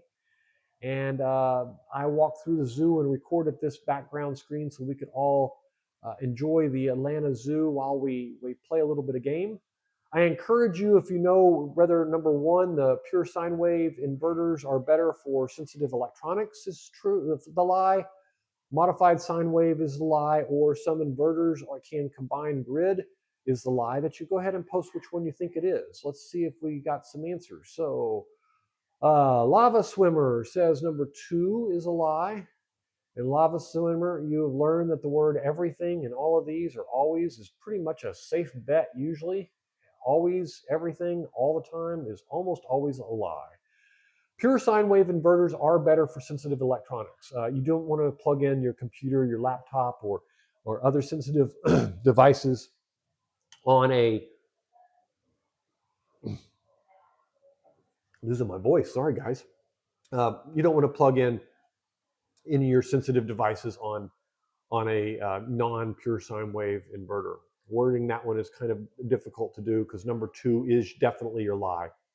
Modified sine wave allows it to simulate AC power being converted from DC, but it does it in a horrific way. It works for some devices and it works for some things. It was very crude when they were created. It was a genius way of doing it. They switched the power from going one direction to the other direction and back and forth. But the pure sine wave has a nice smooth curve to its fluctuations up and down. And for those of you who don't know, the sine wave is basically the power fluctuating from a positive voltage of, let's say, 120 volts to a negative 120 volts. And if I say it's in 60 hertz, that means that it fluctuates up and down 60 times a second. And you want that wave to be nice and smooth. And I can probably show you pure sine wave. I want a graph. Here we go. I'll just show you what I mean here. So, computer, did that work? Yeah, there we go. So right above my head here, you can see a pure sine wave. And so the top part here is positive voltage. The bottom part is negative voltage. And this is what AC is. It's in the US, it's 60 hertz, and most of the rest of the world is 50 hertz. But all that means is that it shifts back and forth from this positive side to the negative side 60 times a second or 50 times a second, depending on the hertz. This means that the power flows both ways in your line, and it unlike DC power, it makes it safer because when you get shocked by it, it actually blows you away from it because the power is flowing in both directions. Whereas DC power has a tendency to grab you and hold on and not let go. And that's what makes DC power, and any of you who've watched the old movies, I don't remember what they were, but they talked about AC and DC and how one was dangerous and the other is safer and stuff. And that was what it was all about. DC power is more dangerous because it grabs a hold of you and it doesn't let go. AC power will blow you away. And that's how you see people get knocked away from AC power. But this is the ups and downs of a sine wave. And on a um, on a modified sine wave graph, they basically, this is a perfect example, they basically switched the power from positive to negative, and it just goes from being pure positive to pure negative, and there's no easy, smooth transition from one to another. And that's what makes it difficult for sensitive devices to range. They're not used to that hardcore. It's 120 positive, it's 120 negative. It's 120 positive, it's 120 negative. They want it to slowly go up and down, and and have this pure sine, pure meaning that it's pure and smooth, as opposed to this hard modified sine wave here. So that's basically just a little bit of history, probably useless history that you don't need, but it does give you a better understanding of what the sine wave is and what pure sine wave is. And I think we did finish that last question. So modified sine wave inverters are fine for everything is an absolute lie. I would not use it on any sensitive equipment whatsoever, on any devices that you cherish or love. It is hard on it. It can even be hard on motors and things that do work. It can be harder on them because it does have that harsh shift from positive to negative and not that smooth transition. And that's basically the 20 that I had for today. I do have a couple of email questions that I can go through, and I could probably answer about 10 or 15 minutes of those. And then obviously anything that you guys still post online, I'll be glad to go over those also. But how is, let's see what we got here. Where did my little thing go?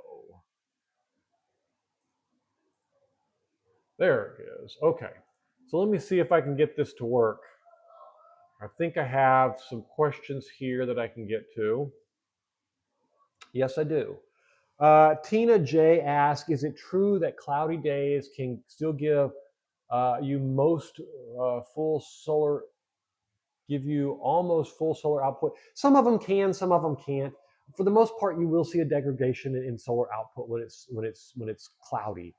That doesn't mean that you're going to. I took a trip last year, as I said earlier, to Connecticut, and it was overcast the whole time, but it was a bright overcast, and I produced as much power as I would have if the sun had been shining directly on me. So it can go both ways, but keeping in mind solar panels are directly about the solar light, the light that's generated, not ultraviolet rays or something that gives you a sunburn or any of that stuff. So you are interested in looking at the light and making sure that you understand the light. Where did my chat window go?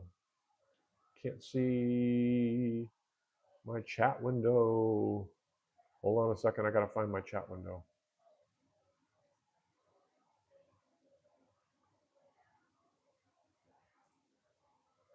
Well, that's not what I, oh, there it is. Okay, got it. All right, so that answers that question. So yes, you can get full output, but not necessarily will you always. You usually will see some kind of degradation there. And I've seen it go down on, cloudy days, go all the way down to 8 or 10% of production and all the way up to 100%. So it just depends on what kind of cloud and how much of that light's getting through.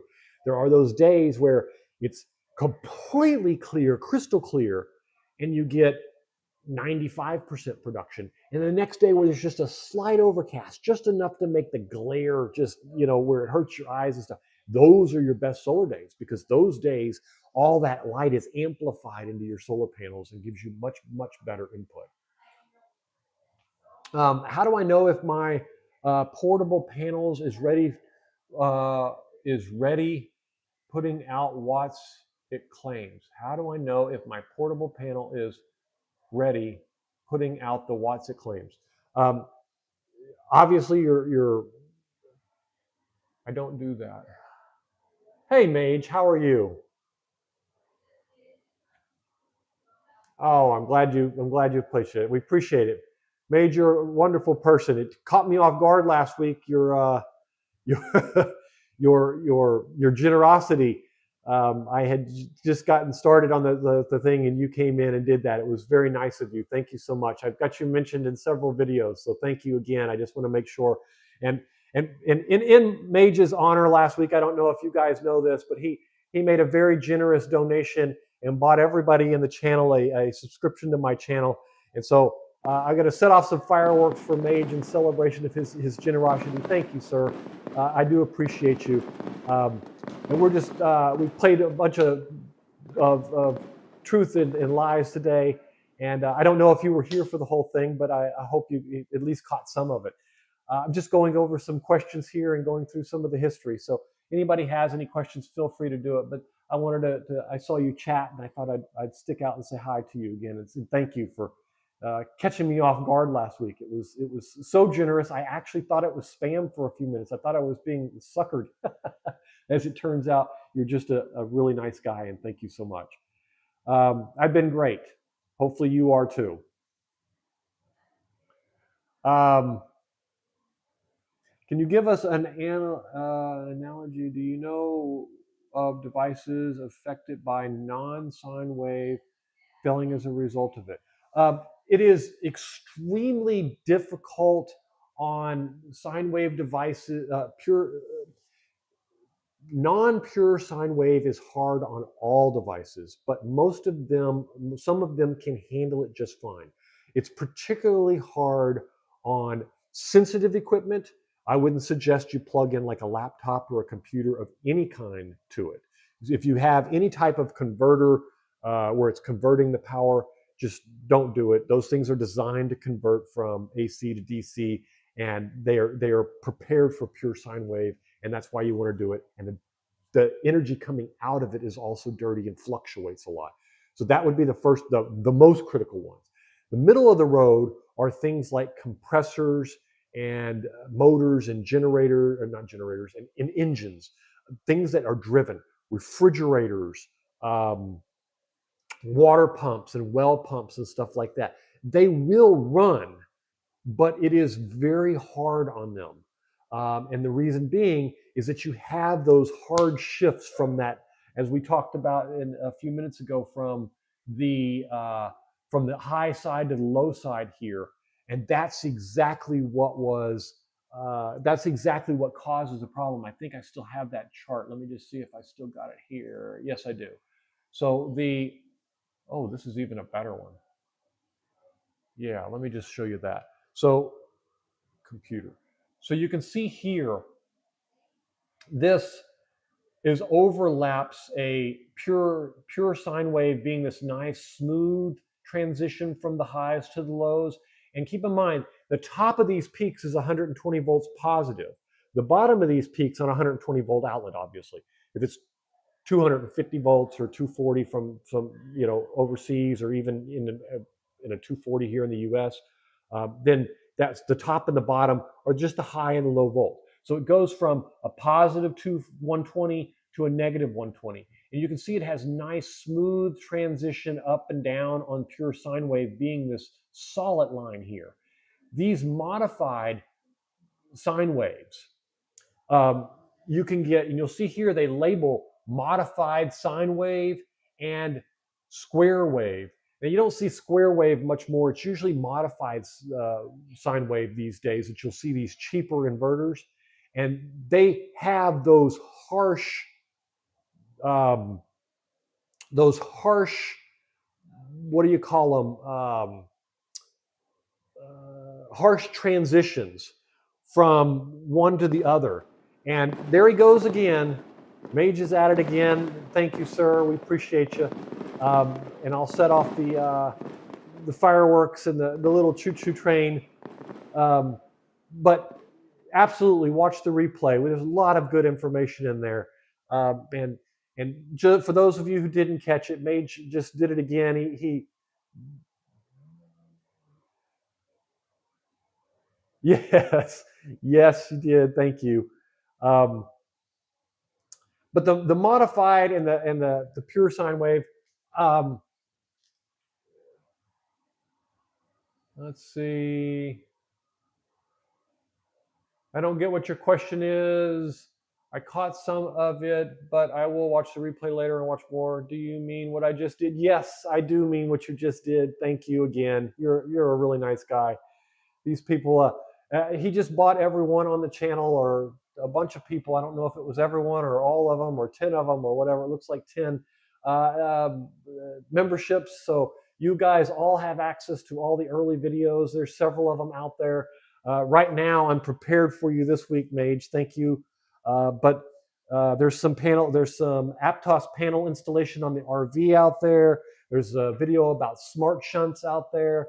There's a couple of others that are out there. And so you now have a free membership for the next month for all the early content, all the behind the scenes content and stuff like that, where I post different pictures and things. And thank you again. You're really very generous, and I appreciate it. Getting back to the modified sine wave, for this, those motors and the idea here is to make that transition for them nice and smooth and easy. And so they do run, and they will start on these this harsher modified sine wave thing, but it is hard on them, and it does wear on them, and they do produce more heat, and they do have less efficiency. So you will see. I don't know if any of you have seen power factors yet, but power factors are basically what amount of energy it takes to run something and what percentage of it is actually consumed versus used to consume it. In other words, if I take 100 watts, but it takes 93 of those watts and 7 of those watts are wasted in starting the motor or running that motor because of that modified sine wave, you may only have a 93% power factor, whereas that means 7% of that power is wasted. So you'll have more of that. And as we learned earlier, when you have 7% of that power wasted, that means that 7% is just converted to heat. And that's why you're always watching for heat. So your air conditioners, your refrigerators, your freezers, anything with a compressor or a motor of that nature will run warmer, it will run hotter, and it will run less efficient. Will it run? Yeah, most of them will run. I won't say all of them. Most of them will run, but they're not going to be running as efficiently and as well as they could on a pure sine wave. So a lot of people ask, is it worth it to get it if I'm only running a well pump or if I'm only running a refrigerator or something? And my suggestion is you always go for the extra few bucks for the pure sine wave. You have no idea the amount of damage some of those modified pure sine waves can do to devices these days. And as our equipment gets more and more sensitive, all the circuit boards and all of that are all affected by this dirty power. And that is the definition of dirty power, is that modified sine wave and its uneven fluctuation. What you want on a sine wave is pure, smooth ups and downs. It's just like going down the street in a car. If you've got those speed bumps in the middle of the road, it's hard on your car and it's hard on you. But if you go up and down easily up and over those hills, you don't even feel the speed bumps. You don't even know they're there. So it's the difference in a highway and a side street with speed bumps. And that's what you want, is you want the highway to make it easy to get up and down and over those hills. And the same thing's true for for sine wave and pure sine wave and modified sine wave. Well, hopefully that answers the question. And let's see if we can go back to, where was I doing questions, wasn't I? I lost my, here they are. Okay, we'll move on to the question. We've got a few more here. How do I know? I think we answered that. I heard you shouldn't mix panel brands. Is this a myth or an actual problem? So panel mixing is, panel mixing, it comes down to voltage, and what you basically want is you want panels of the same voltage. And what's going to happen is the panels are going to be like anything else. It's hard to come up with an analogy for this, but let's just assume you have 5 panels and they're all running at 20 volts apiece. And you buy a brand new panel to replace one of them because one burns out, and you put one in that's 18 volts. The problem is, it's like putting in a weak battery. When you put it in, it's going to pull everything else down. And what's going to happen is it doesn't pull it down in like an MPPT converter where it actually converts from this voltage using Ohm's law and takes all that wattage and moves it to the right voltage and can adjust it. No, it just cuts it off. It just drains it down. That one battery or that one solar panel pulls that voltage down, and everything above that is lost. Now, it may not seem like a lot, but if you lose 2 volts across 10 poles or 6 solar panels or 10 solar panels, you are losing quite a bit. You could lose 10% of your entire input on just that one panel. Now, you could go the other way, and you could buy a little a 22 volt or a 25 volt and put it in there, and it would be dragged down to the 21s, and that would be a better solution. But that's why you have people finding problems with mixing solar panels. It's not really a good idea, but sometimes you don't have a choice. If you've got an array on your house with 20 solar panels and one of them goes out and you've got strings up there that you need to bridge a gap, the best thing is to bridge the gap with as close as you can get, but try not to go under. Try to go just a tiny bit larger, and make sure you're checking your fuses and stuff like that too, so that you don't break anything with your fuse. I saw a comment. Let me find my comments. I lost them. Here they are. Okay. I was told to use electrical wire 4/0 because of how much wattage that I'm moving between my battery interconnections, high current, low voltage, 12 volt, 48 volt system, and the battery bank to a 48 volt inverter. Okay, so a little important thing to remember, and we talked about this a little earlier, and I'm going to go back to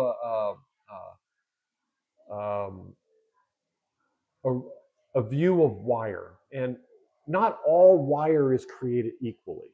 So if we look at, and I'm going to switch my screen here, and forgive the crudeness of this example, but it's really important that you get it, because not necessarily were they wrong, or not necessarily were they right.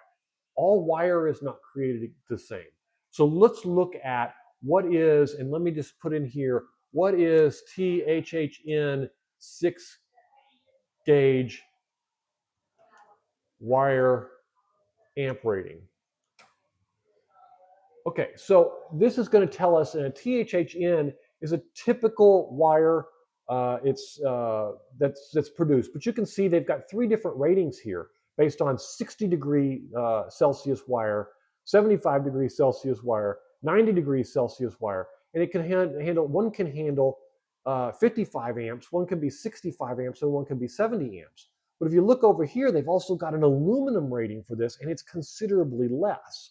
So first of all, avoid anything with aluminum on solar systems. That means copper clad, which is an aluminum wire with a copper coating. You want pure copper. It can be tinned copper, but it cannot be anything but pure copper.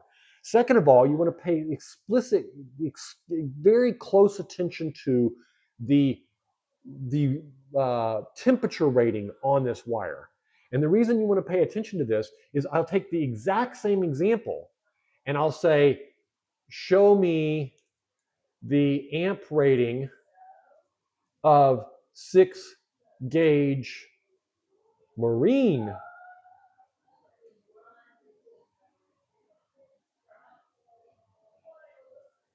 wire rated at 105 degrees Celsius.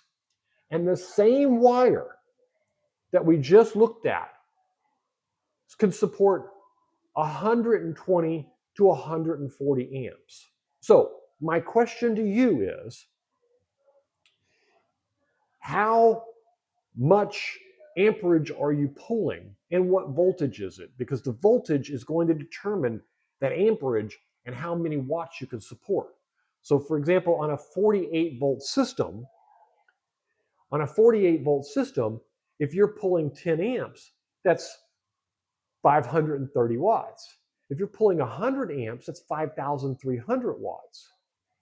Now, if you're on a 12 volt system, this game is a game changer, because 100 amps at 100 amps for 12 volts is only 1200 watts. Now that would mean that if we go back to what we were looking at before, and you said 4-aught, show me the amp rating for 4-aught wire.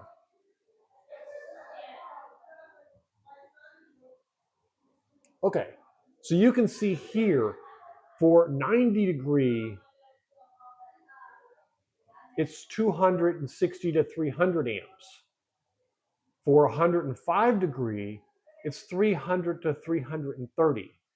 So that would mean that even if you bought the nicest 4-gauge wire at 12 volts, 300 amps, 12 times 300 is 3,600 watts. So that means even if you wanted to run a 5,000 watt inverter, you can't do it with 4-aught wire. The wire can't support it, even the nicest wire. Now, on a 48 volt system, that's a completely different story. You take 48 volts times 300 amps, and you're at 14,400 watts. So you can easily power a 50 amp, 240 volt inverter, which is, at 14,000 watts or 10 kilowatt inverter, no problem. So that said, you say this is for a 30 kilowatt hour to 50 kilowatt daily production system with 10 kilowatt to 15 kilowatt inverter. And so he's absolutely right. If you've got a 10 to a 15 kilowatt inverter, and I'm assuming that you've got 30 to 50 kilowatt daily production at a 48 volt system, then 4-aught wire would be the appropriate size for it. But it needs to be pure copper, and I would make sure that it is marine grade wire, and that you'll notice here, there's different ratings if it's in conduit or if it's in open air. Pay very close attention to whether it's in conduit or whether it needs to be in open air.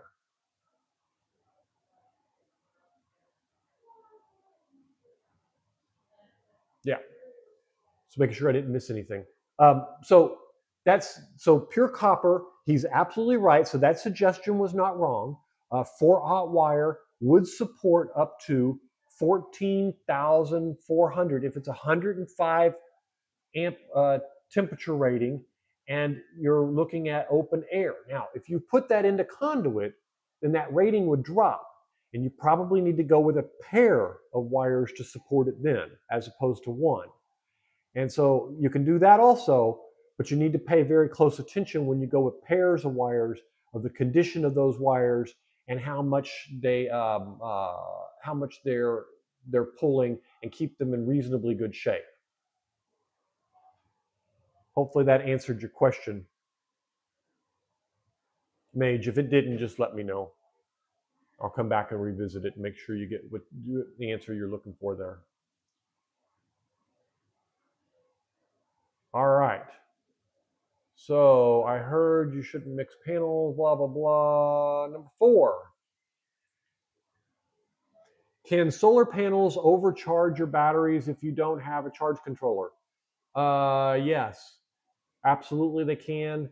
Obviously, if you've got a BMS in your batteries, then you had a last resort as a shut off of the battery could shut it off before it got to that point. But absolutely, if you're talking AGM or lead acid or anything like that, solar panels without a charge controller can absolutely cause you that problem. No questions asked. There's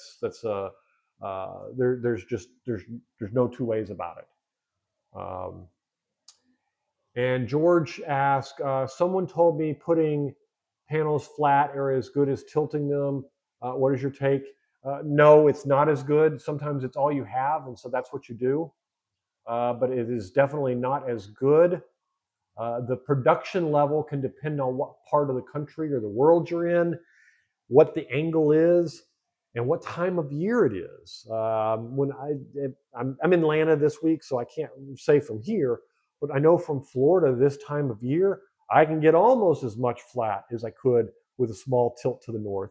Normally, I do need to run it, 20, 21 degrees with a tilt towards the north. But no, someone told me putting panels flat are as good as tilting. It's absolutely not true. Also, keeping in mind that heat on your solar panels does reduce it. So if you lay them flat, if they're laying on the ground and there is more heat, then obviously the heat would reduce your thing also, would reduce your output also. So um, and yes, you absolutely can replay the lives, whether you're a member or not a member. But you do have access to all of the um, you have access to all of the videos as soon as I get them finished. So there is probably a good 3 or 4 for this whole traveling week that I've got out there that are ready for you guys. About the shunts. I've got something about my Aptos panels that I mounted. I've got some other ones too. So everything you have there. Um, and then and thank you for the shameless affiliate discounts. Yes, and a lot of you have been using the discounts. A lot of the times, I will refer you guys to different things for stuff that I try or use myself. 99% of the time, it's stuff that I try, and if I don't try it or use it myself, I'll let you know about that. But a lot of these companies, in order to promote things, that they either give them to me or they give me a really good discount, and then from there, that allows me to test them and try them out. One of the things that I know that I did this last week, and this is a promotion, but I'll tell you, I used it this week on the way here. I put out a video about a portable refrigerator freezer from Vivor. It is a fantastic unit. It runs at about 60 watts. It's a perfect off-grid thing. I put it in a shed where it was 100 degrees, told it to freeze a gallon of water. I ran it nonstop for days. I hooked it up to a 100 amp hour 12-volt battery to see how many days it could run in that environment. I mean, I ran this thing to the ringer, and then I brought it with me here. When I get here, you can plug it into a wall. When I'm in my truck, I can plug it into the outlet back there. I also built a little plug to plug it into the standard trailer hitch. It plugs into a cigarette lighter. It's a fantastic device. So if you're interested in something like that, there's a video about it. You probably want to take a look at it. But yeah, it's really good. Pure copper and marine grade. What do you mean by let me see, pure copper and marine grade? What do you mean by in a conductor or free air? Would those look like, and wouldn't it be free air be dangerous? Well, let's talk about that. So a lot of solar systems, when you hook up a solar system, you have the wires um, in conduit. In other words, you've seen the metal conduit that's on a wall that 120-volt plugs run in, and they've got outlets mounted and stuff like that. That's what I mean by in conduit. So if you're running your wires in a piece of conduit, there is a difference between them being open air and allowing them to dissipate the heat, meaning, and that can be in a junction box would be, if you've got an 8-inch junction box that you're putting the wires in, that would classify as open air. It allows the heat to dissipate. But if you're taking a 4-aught wire that's this big around and you're putting it in a pipe that's this big around, then keep in mind, there's not going to be a lot of heat dissipating from that wire. And that's why they suggest there's a difference in the amp rating, because the heat buildup would be dramatically different. No, it's not necessarily dangerous to have them in open air. You have a lot of open air wires in your automobile, in your car. They're rated for that temperature, and they operate just fine there. So not in all cases. You don't have it in conduit inside those big boxes under your inverter where you're running them down there in those chambers and stuff like that. I have some in my RV that run in and go through all the fuses and connect to all the things. Those are all open air. They're not, everything's not connected inside a piece of conduit. So that's what it means by that. And that's what I meant. I hope that cleared up what it means to be open air. Now, there are some restrictions to putting things in conduit that you should be very much aware of. For example, you shouldn't run AC and DC in the same piece of conduit or run them even together. You should have them separated somehow. And so there's things like that that you want to be. But loose air, meaning it's not in a confined air place where it does get enough adequate airflow to dissipate the heat. That's what it's talking about for loose air.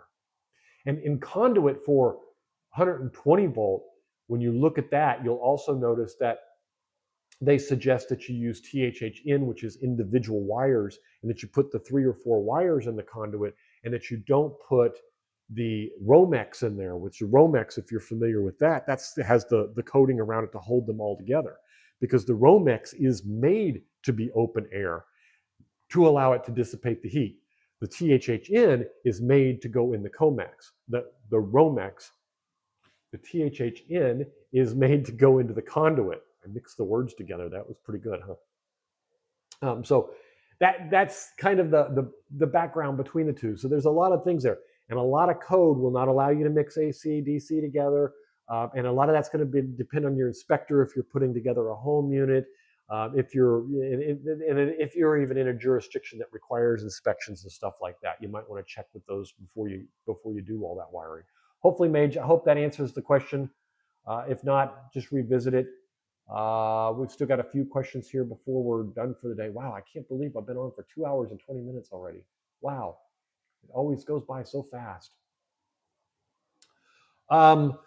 For those of you who missed, in the background is the Atlanta Zoo. I'm in Atlanta this week, and so I filmed all the different places there so you guys could enjoy it also. So please enjoy. I hope you do. It was a fantastic visit. We spend a lot of time in the state parks and stuff and appreciating them. Being in the solar industry, you know, there's a lot about conservation and stuff like that, but hardly ever do we get out and go back and see the things we did when we were young. That's why I did it. I just wanted to see what it was like. I'm here for a coffee show, so you'll get some content off of that later, I hope. Does solar really work in the winter, or is it just a marketing fluff? No, it actually works really good in the winter. Because solar panels work better in cold, you actually get more production in cold weather than you do in hot weather. That said, you don't get more production if it's snowing, except maybe with some level of light appreciation, because solar panels run on light, not on ultraviolet rays. So yes, you definitely do get some additional benefits in being in the cold. Okay, great, Mage. I see that you say you understand now and you've got it. I hope if you do have any other questions, just let me know. I'll make sure I get them answered for you. How long do solar panels actually last before they drop off? Okay, so we went over this a little bit in the Two Truths and a Lie. There was a question that asked this. Solar panels actually lose a lot less than you would think. It is average is 0.5% a year, meaning that in 20 years, you would lose 10% of the production of your solar panels. Now, that is specifically talking about the panels. If you're experiencing loss before that, check the connectors that are connecting those panels, because those have a tendency to go out a lot more frequently. I quite frequently take out a thermal gun and check my connectors to make sure that they're going good. What is the best temperature degree for your solar array shed? And I don't know if you mean inside the shed or do you mean the panels outside the shed? Inside the shed, it is hotter than heck. You can see that on that video this week from that stinking all that testing I did out there. It was 105 degrees in that shed for this week. And the sad thing is the humidity was like 95% because it was raining all week too. So not only did I have the heat, because there was just enough sun to come out and bake it in there, you would think that it would reduce the heat having all those solar panels covering the sides, and it does. I think I'm going to have to mount some solar fans in there to cool it down, because what I eventually want to do is I want to add batteries and an inverter to that to run large devices like air conditioners and that kind of stuff. So not air conditioners, washers and dryers. I already run the washer that way, but the dryer, being a large 220 device, doesn't run on solar, and I want to do that. So it's hot as heck in there.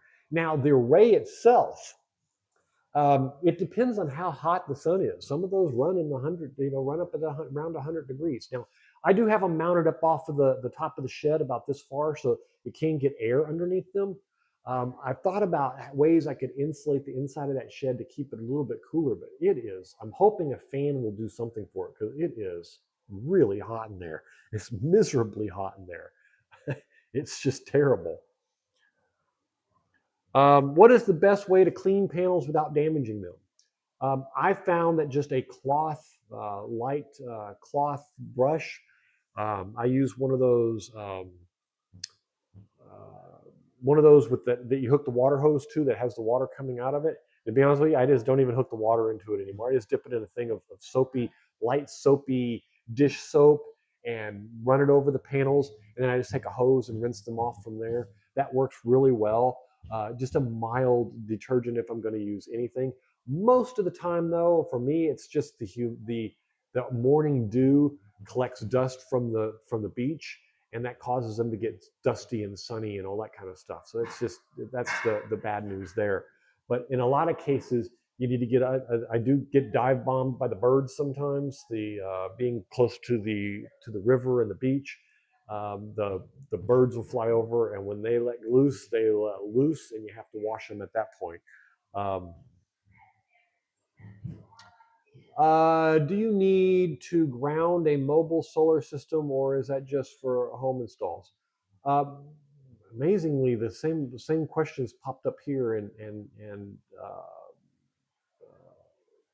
in our two true truths and a false. Um, Most ground units, home units, yes, use the same grounding rod that your home system uses, take it back that way, run it back to the same ground that you would a normal outlet, and so on and so forth. That's pretty easy. Mobile devices, a lot of them are certified to run without grounding. Grounding isn't always needed in a mobile device. If you're going to be parked long term, then yes, one is suggested. If you're not being parked long term, a lot of your Victron devices and a lot of your other ones have specific settings to allow you to run the non-grounding type systems. Victron is certified for it. Your 6000 XP has specific directions on how you need to hook it up and everything. Um, is it batteries and inverters at 50 to 70 degrees Celsius, 10 degrees Celsius, and why? Um, yes, so this is most of the batteries out on the market these days have operating temperatures between, somewhere down around freezing and up into the 120, 125 degree range. But when you talk to a lot of the people in the industry, they talk about how wear and tear is going to get to you with them. I have mixed feelings on this and mixed views on this. A lot of these batteries that they're putting out today, let's just take an average one, and let's say that it says it's good for 8,000 cycles. Now, my solar system runs 24/7 in my RV. I don't have excessive amount of batteries for the amount of power that I use. I have 30 kilowatt hours of batteries, and I have about 20 to 25 kilowatts of use a day. So I cycle my batteries pretty good. Last year, my battery cycled 226 times. That's for a full year of usage, and half of that time I only had half the battery bank, so they were cycling even more than that. But on an average of 220, and I'm just using a calculator here, as you can see from my phone. If I take 8,000 cycles, which most of the batteries coming out are between 6,000 and 15,000 guaranteed. So I'm going to use 8,000 as a round number. And I divide that by 250, which is 30 more than my battery cycled last year. That means that these batteries are going to last 32 years. 32 years of me worrying about, are the batteries in my RV 100 degrees in the bay, or are they 70 degrees inside the RV? It doesn't make any sense to me. If I lose 8 or 10% of the capacity over a period of the years that I'm going to have those batteries, then I'm really not particularly worried about it, because I think that my opinion is, let me reword that. My opinion is the life of the batteries will outlive their usefulness. What I mean by that is that if you have a battery that's around for 30 years, and let's say that we lose 20% of it, so you have a battery around for 24 years.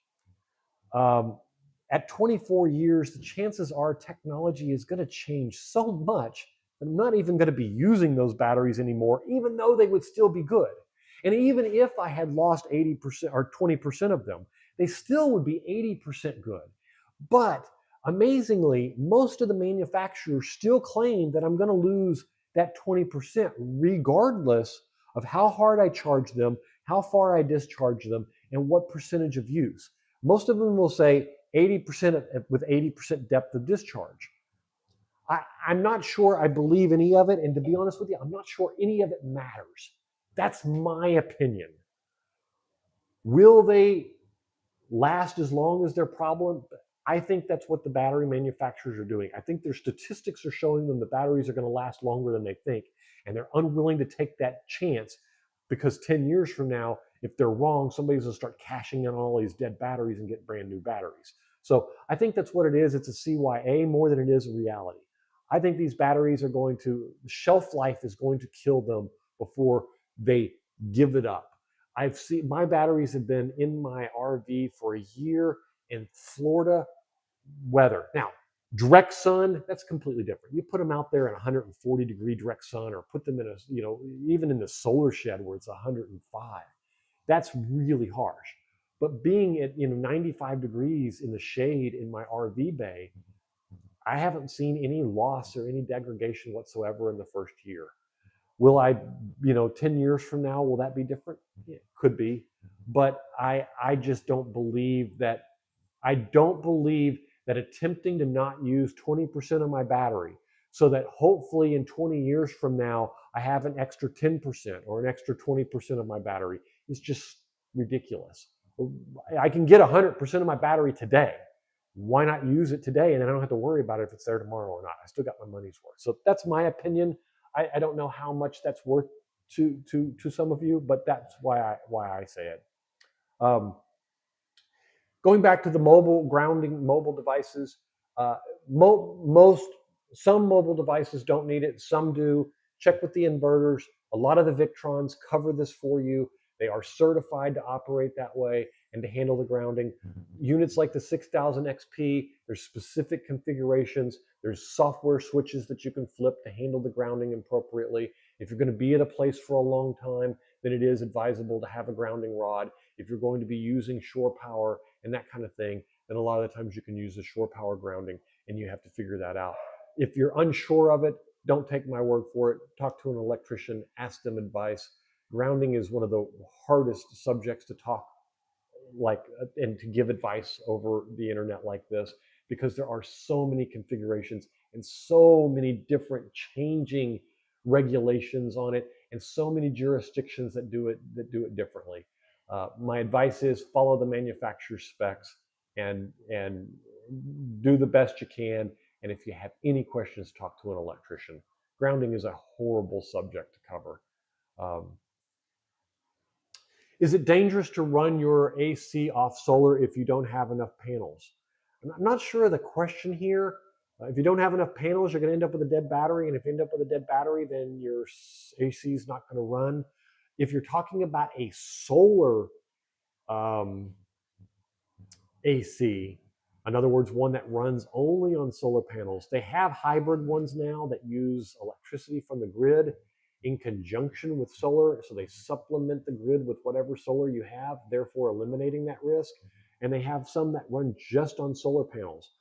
My guess is that they prepared for that to only kick on at certain times and to kick off at certain times. So I wouldn't think it would be a problem. I run two two air conditioners. What are they called? Mini splits in my RV 24/7. Even when I'm here out of town, they're running. Um, they run all the time. Probably can show you. Let's see. I probably can show you my Home Assistant even from here. I haven't logged into it today. Yep, it's there. And so you can see here, here's my whole Home Assistant. My batteries are sitting at 53.4 volts, 92% state of charge. It's really nice to have battery power when you're not there.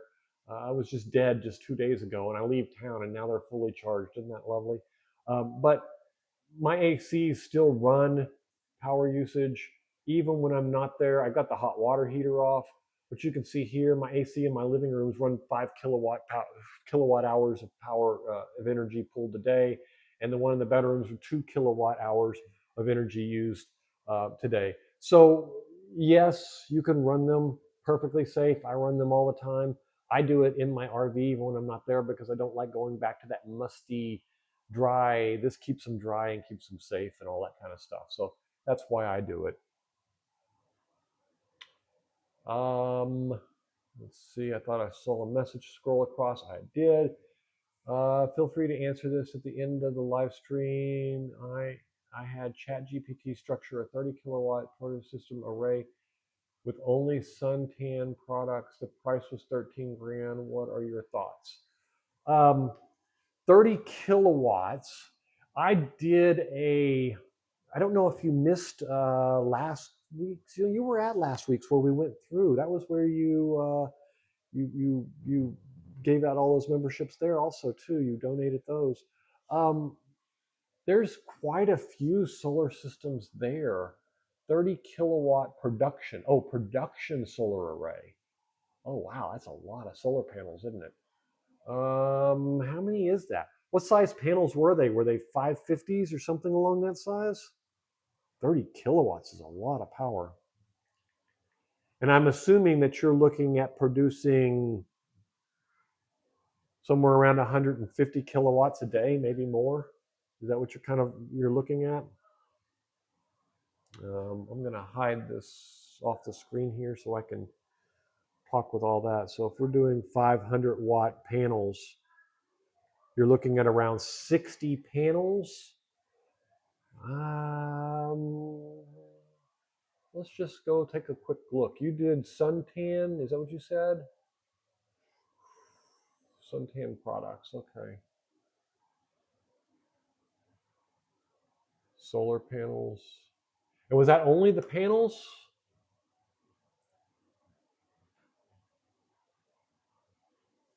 Wow. 800, 400 watt. So they do have 550, 540s. Monos or bifacials, you probably ended up with a couple of pallets, but even that, a pallet of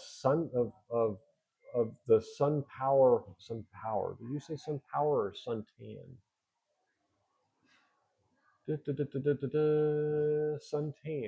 Suntan 540s.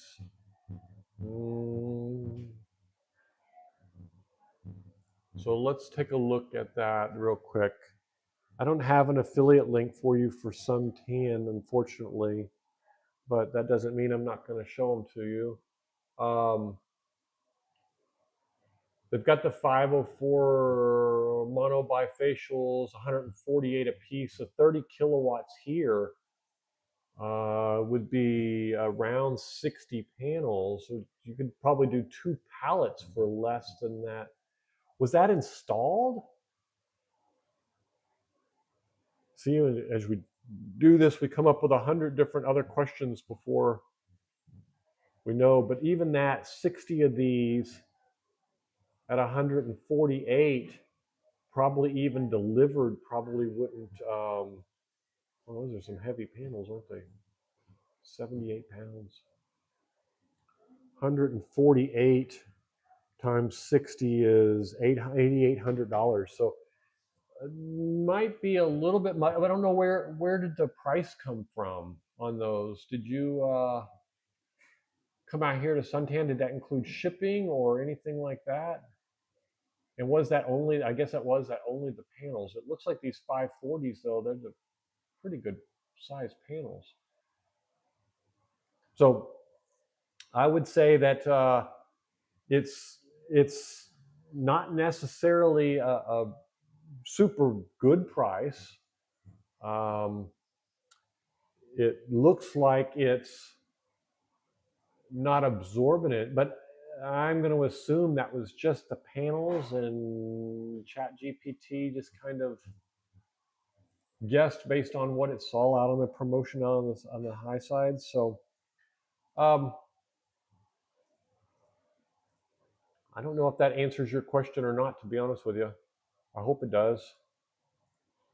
Feel free to answer this at the end of the live stream. I had a ChatGPT structure at 30 kilowatt daily production solar array, 30 kilowatt hours daily production.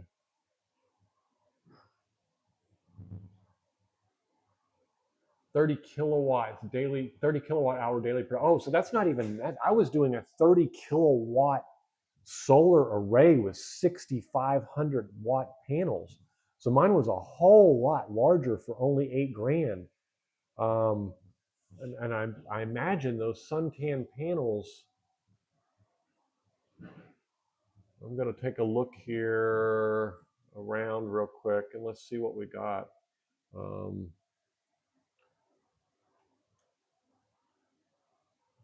That can't be the only place, although suntan may. I would say no, it's not a great price. I mean, 60 of them at $150 a piece directly from suntan is only $8,800, and that is not even 60 kilowatts a day. 60 kilowatts a day would probably be a 12 to 15K system. And I got I had a 12.5K system on a house that had a 10 kilowatt inverter.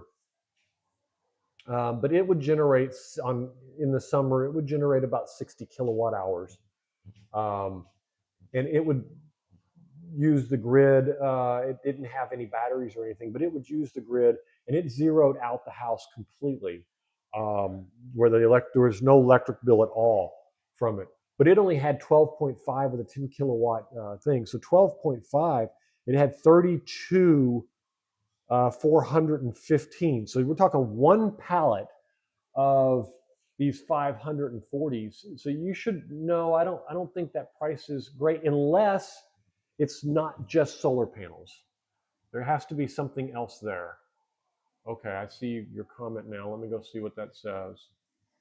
It says 120 panels at 250 watts. I think they're using the $50 a pop, non-installation DIY. Then absolutely not. I would go and for brand new panels, they've got 550 watt panels for 150 bucks. Your production will be you could use 60 of the panels instead of 120, and you're going to get the same output. But you said 13 grand. Why was it $13,000 for 1,220 panels? 120 panels at 13, because they do have some used ones here usually. Let me just look real quick. Let me just see if they've got the used ones. I can just flip this on where you can see what I'm doing here. Let's just take a look. They do have used. Don't they have used out here? Yes, they do. Used solar panels. Suntan has great used prices. I should get enough. I should join their affiliate program. They seem to be great for this used stuff. Let me see. There's the used ones. You said that was. Let me find that comment from you real quick. You said that was 150, 120 at 250 watts. Okay. Purchase and earn 50 points. 60 cells, 150 watts. So all of these, so these are $50 a piece. So this is probably what it was doing here, because those are good prices for used panels. And unless you're just crazy like me and find them on, you know, I find those really good deals. But that's when you got time, not when you're trying to buy, 60, 80, 120 of the same panel. You're not going to find those kind of great deals. These are really good deals, especially you can pick them up. The only problem I'd have with this is the shipping is probably going to be a murder. But even on that, you might even think about, because two of these is 150.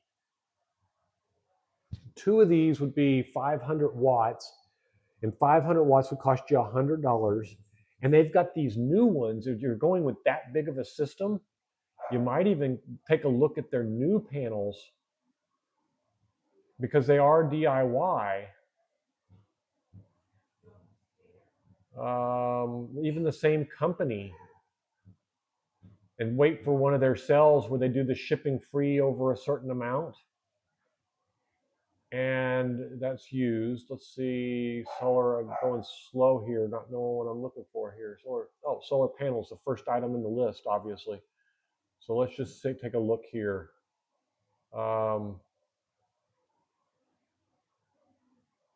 We got, okay, let me finish this and then we'll get onto your battery bank and your 6000 XP.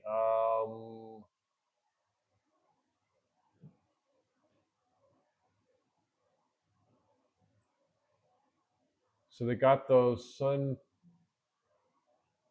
Yeah, so I would think that you could get,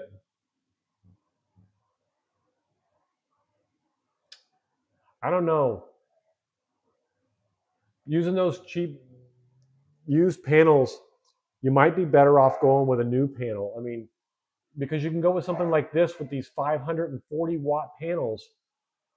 You're going to get twice the power out of it, the footprint that you're going to have, and then it's only $48 more. And if you find that deal where a lot of these companies do that free shipping a couple times a year, or you just go and get them, um, you could end up with a whole lot better production system and not have to worry about adapters and connections and MC4s replacing any of them or any of that stuff. I mean, they would all be brand new. So you might be better off here, that piece of it. Now let's look at the other pieces of it. Absolutely. Let me just grab that. And to your link is what I'm responding. I'm just going to click on it and get the link for you and just post it right here in the channel. See if this comes through. There you go. And I'll also get a hold of them and see if I can get, I don't remember if they had some kind of restriction that kept me from getting an affiliate program, some minimums or something like that, but I'll check into it again just to make sure. Not that that matters. If this is what you need, this is what you need. Just, okay. So the second thing was, as you talked about, the next biggest price thing was the EG4 6000 XP, 48 volt all-in-one. Yeah, the inverters, and the battery bank, the Life Power 430. Did the on the batteries, which ones were they suggesting? If you're not going with, there's some really big price differences out there in batteries right now. I mean, we're talking about like the EG4 batteries are listed at $1,200-$1,300 a piece. And then you have other brands like the Eco Worthies that are listed at $800 a piece, and $500 a battery is every 3 batteries you get one free. It's a huge, actually every 2 batteries you get one free. So, it's buy 2, get 1 free on something like that. So you might want to look at that. And I don't know where those, somebody I was looking at, one of the affiliates links that I was looking at the other day, it's 1,600. And if you take these 2 right now, the affiliates that I sent out last week, you can get the free shipping on these, because that's what's going to be the killer on these batteries and in this inverter. So if shipping is one of your concerns, then I would go to one of those that I sent you to last week. One of the affiliate links in the description below. I think I included all of them. And you purchase the batteries and the inverter, and they'll give you the shipping for free. I believe you'd qualify for that. And the one, not the Signature Solar, the other link, the DIY kits, solar kits, they had a battery that was very much reduced in price also. So those batteries range right now, depending on how much of a risk of a non-name brand you're willing to take versus the absolute, EG4 ones that I've had that I use constantly that we know are good and have a lot of history with them, versus these new ones that are out on the market that are here. It depends on how much risk you want to take. You can get away with almost down to $800 a piece and up to about $1,300 a piece, and that can be a huge difference. On 30 kilowatts, you're looking at 5 of those. So basically, you could end up with 6, or you're looking at 6 of those. You could end up with buy 4 get 2 free almost.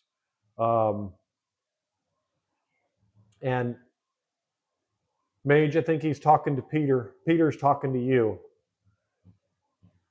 Peter, it was Mage up there that's chatting with you. He's very generous, very nice guy. He gave out a bunch of memberships. He gifted a bunch of them to everybody. So I hope you enjoy it.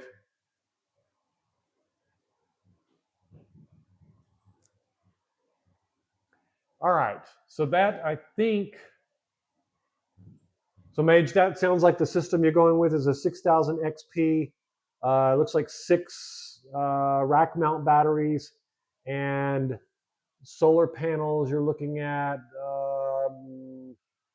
150, 250 watt ones. I wonder if the 6000 XP has enough. I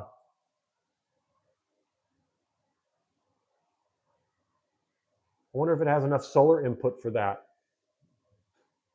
I don't know what your power usage is.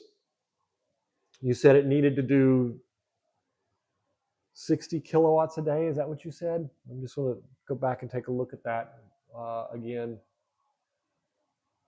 Make sure I got a good answer for you here. It was 4 aught because of this and because of that. 60 kilowatts, pure copper, live this, live 50, 70, 30 kilowatt daily production. Yeah, so you should be fine there. And to be honest with you, the only thing I would look at is I would look at a palette of newer panels. You end up spending maybe a tiny bit more, but you'll have half the footprint and twice the production of the panels, and all of the connectors will be guaranteed good. I don't know what the QA checks that they go through on those used panels. Not that I've had any problems with them, and you know me, you've seen all of my solar shed stuff and all that. I use the solar used ones all the time, so I don't have a problem with that. But I was just thinking, if I'm going with a new system and putting that kind of investment in, it'd probably be easier to go with the newer panels. Anyway, I hope that answers your question.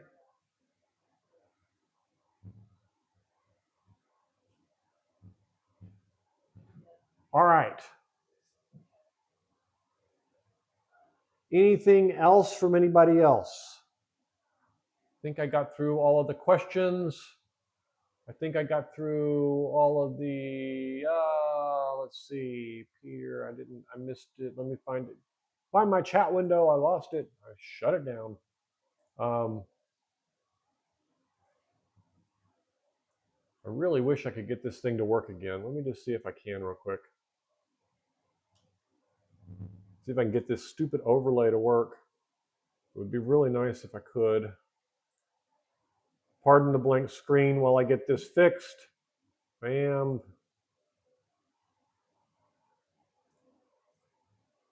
Working on it. I haven't gone away. I am here. I'm just updating a screen.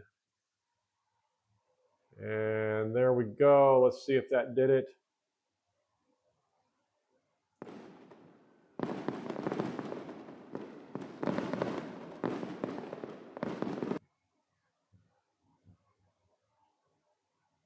I have no idea what that is.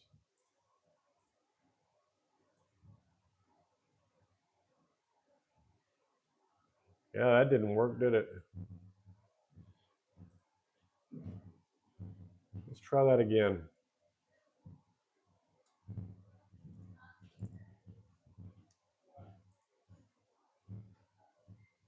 I am not having any luck with this chat this week. I'm going to have to find a new one for next week because it is not working the way it's supposed to.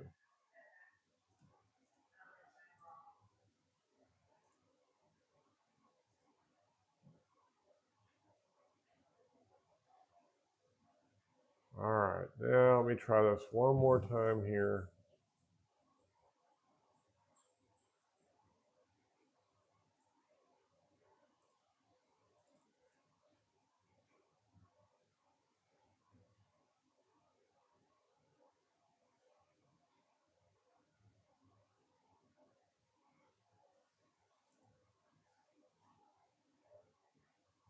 All right. Try this again. Nope. No luck whatsoever. It is not working, guys. Sorry about that. I will find a new solution for next week, or maybe the week after I get back into town. Let me just get to your question, Peter. At least I can answer your question, even though I can't show it on the screen. I have a question about the plug and play type of solar. When can you plug the inverter into the wall outlet? Do you know anything about those systems? Actually, I watched a couple of items on those. I hear they're much more popular overseas. They're only legal in Utah, I think it is. Utah? That's the only state so far that's passed it. So the concept is very much similar to paralleling inverters. And basically what happens is you plug your solar generator into the wall outlet. You know, it's limited to the size of the wall outlet, which is usually 13 or 15 amps. And it supplements the power. Um, it supplements the power from backfeeding into your into your panel. And basically it just feeds back to whatever is the consumption is. So it's a really cool idea. And the ones that I've seen, you can mount panels, you can put up temporary panels and whatnot, but it's limited to the size of the wall outlets at this point. And that's really cool. They do have batteries that go with them, so you could charge the batteries and with the excess until there's not as much until you need it, and then of course it can run it down. I imagine it will get more and more popular. I don't know. I'm assuming that the problem with this is they're worried about backfeeding the grids and all of that kind of stuff. But with these new ones, they cut off automatically, so they have to have a grid to match. And if they don't have a grid to match, they stop providing power. And that being the case, that would be what I would assume that they're going to get more popular simply because there's no risk to everyone out on the big problem with backfeeding the grid is they worry about the linemen that are working on the power lines. If the power line gets knocked down by the story I always give here is imagine a man runs into an electric pole with his car. The lines land on the ground. The electric company comes and says, oh, there's lines on the ground that are live. They shut the power down. They go to work on them, and you're feeding power from your house back into that line. It's still live, and they have no way of shutting it down short of going to every single house and turning them off. So a lot of these devices that are built into these solar systems, instead of isolating themselves from the world when they have batteries, which is what they would do, they would isolate and shut that wall off and not allow that power, to go back. They just turn off because they have no way to know what that power grid, the power that comes from the grid is supposed to look like. They have no way to match it. And when you have no way to match it, the electricity is based on the difference between this voltage and this voltage. And when you have two different voltage sources, even if they're both 240 volts, they'll go, it's not like DCs where 240 volts is 240 volts. Remember that sine wave we talked about before? If that sine wave isn't exactly the same on the one that's being plugged into your wall and the one that's coming from the grid, and it'll just, one will blow the other one out because it'll feed 240 volts directly into it. So what these new ones are doing is they're matching the sine wave of the grid, and they're providing that power for your house to use as opposed to just you consuming it itself or you plugging directly into it. It's a really cool concept, and I hope it gets more popular. But does it have, I see Mage, yes, I'm glad I answered all your questions. You're very, very welcome, and thank you. Does it only supply power to a circuit that it is plugged into, or does it play? No, it provides to the whole panel. So it's your whole house gets fed. Now the problem is there's a restriction on how much it can provide because the circuit it's plugged into can't support more. So today, I imagine they're limited because they want them to be easy. They want them to be just plug it into a wall plug and you're done. Well, almost all wall plugs in all houses support 15 amps. And then most extension cords support 13 or 12 amps. So My guess is that's why they've limited it to that wall plug right now, is to say, we know this is safe for people to use, plug it in. Now, yes, in Utah, it's limited to 1200 watts, and 1200 watts would be 10 amps, which means almost every extension cord would work, almost every wall plug would work, and it would be very, very safe for consistent, even with a 20% margin of overage, because 20% on 10 amps would be 12 amps, and if your extension cord supported 13, you'd be well within that margin. So that's probably why they've made it 10 amps. I hope that is a wave of the future where they're going to make that something of the future, where we get, followed by, 240 volt versions and 50 amp versions and bigger ones where we can plug them in like that and they can match and do that. Things like the 6000 XP and stuff like that, they can do that backfeeding now, and they're starting to get it to where you can do that. I think they did a software upgrade to allow that to happen on them, but those all have to be wired in. They're not as easy as throw a couple panels in your backyard and plug it into the wall, and voila, all your little minor voltages go away, and your little refrigerator that runs all night is run off of a battery and taken care of. So that's all I know about them, but the concept is really sound. Now, most states outlaw you backfeeding anything into the house because there's nothing that prevents it from going all the way back to the grid and all the way back to that lineman. And that's why the problem is. But these obviously are certified to do more than just that. They're certified to get you to shut off, to match and shut off, which I'm kind of surprised they haven't done that all along. I mean, if you get two generators, if you go out and buy a 5,000 watt generator from, let's say, Harbor Freight Predator generator, and you buy two of them, you can plug them into a merger or a unit to run a real 50 amp plug. Those two can harmonize together and synchronize together. Why they didn't think of this to go with the grid before, I honestly don't know. I hope it is open more, allow more capacity. Yes, it would be nice to make sure that it shuts off when the grid, well, it does, or they wouldn't have made it legal, because otherwise it will backfeed the grid. And so what normally happens there is it's like your home solar systems that have the inline, the inverters. They have to have a power grid to match, or they shut down. So it's two-sided, where a normal solar system just generates power and gives you power, and it has its own harmonics, its own frequencies, its own everything. This only produces the power when it has a grid to match. And if there's no grid because the pole got knocked down, well, then your solar backfeed also shuts down. Now, the cool part about that is then you can operate these all the time, and you can have more than one. And that's kind of really cool. So it'll be cool to see where it goes. Yeah, the transfer switch is the other way of going about it.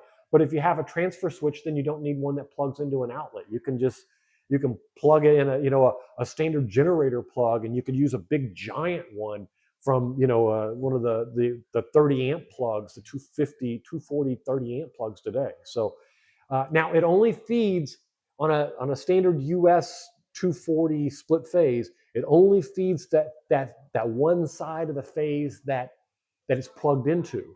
So theoretically, in Utah, you could get away with running two of these, one on both sides, one on each phase of an outlet, and double the whammy for it. I don't know what kind of restrictions they have on that at this point, but I imagine this is going to be a wave that takes over. I can't imagine this isn't a good enough idea that they do it. Yeah, I guess it depends too on how bad they want to do it, but all the transfer switch and stuff already is valid, already works. They've got transfer boxes for using sub panels, critical loads. That type of stuff works really good already as it is today. So that wouldn't be surprising. Anyway, I hope that answers your question. I know it's not as much information as it could be at this point, but that's all I've got on it. They're not even remotely legal here in Florida. under any circumstances. Although the technique of backfeeding like that, they're beginning to get very good at, where like this, I think the 6000 XP can actually do it. I know the 18K PV can, where it can backfeed just your usage. So if you're using 1800 watts, it can feed 1800 watts to your internal panel to use, but not so much that it goes backwards. It just basically makes the incoming, they put CTs on the incoming lines and feed just enough power to supply everything that you're using from the grid, so you zero out what comes from the grid, and you never give back to the grid. Now, obviously, that could have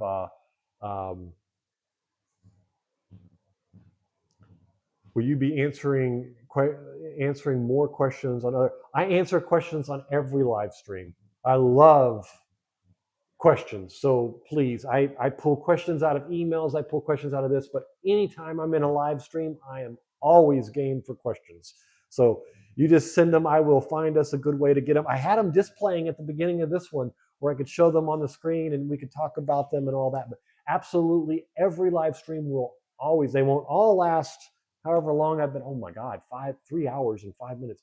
They won't all last 3 hours, but I will answer questions at every one of them, and I'll keep answering questions until we run out of them. So I hope that answers all of your questions.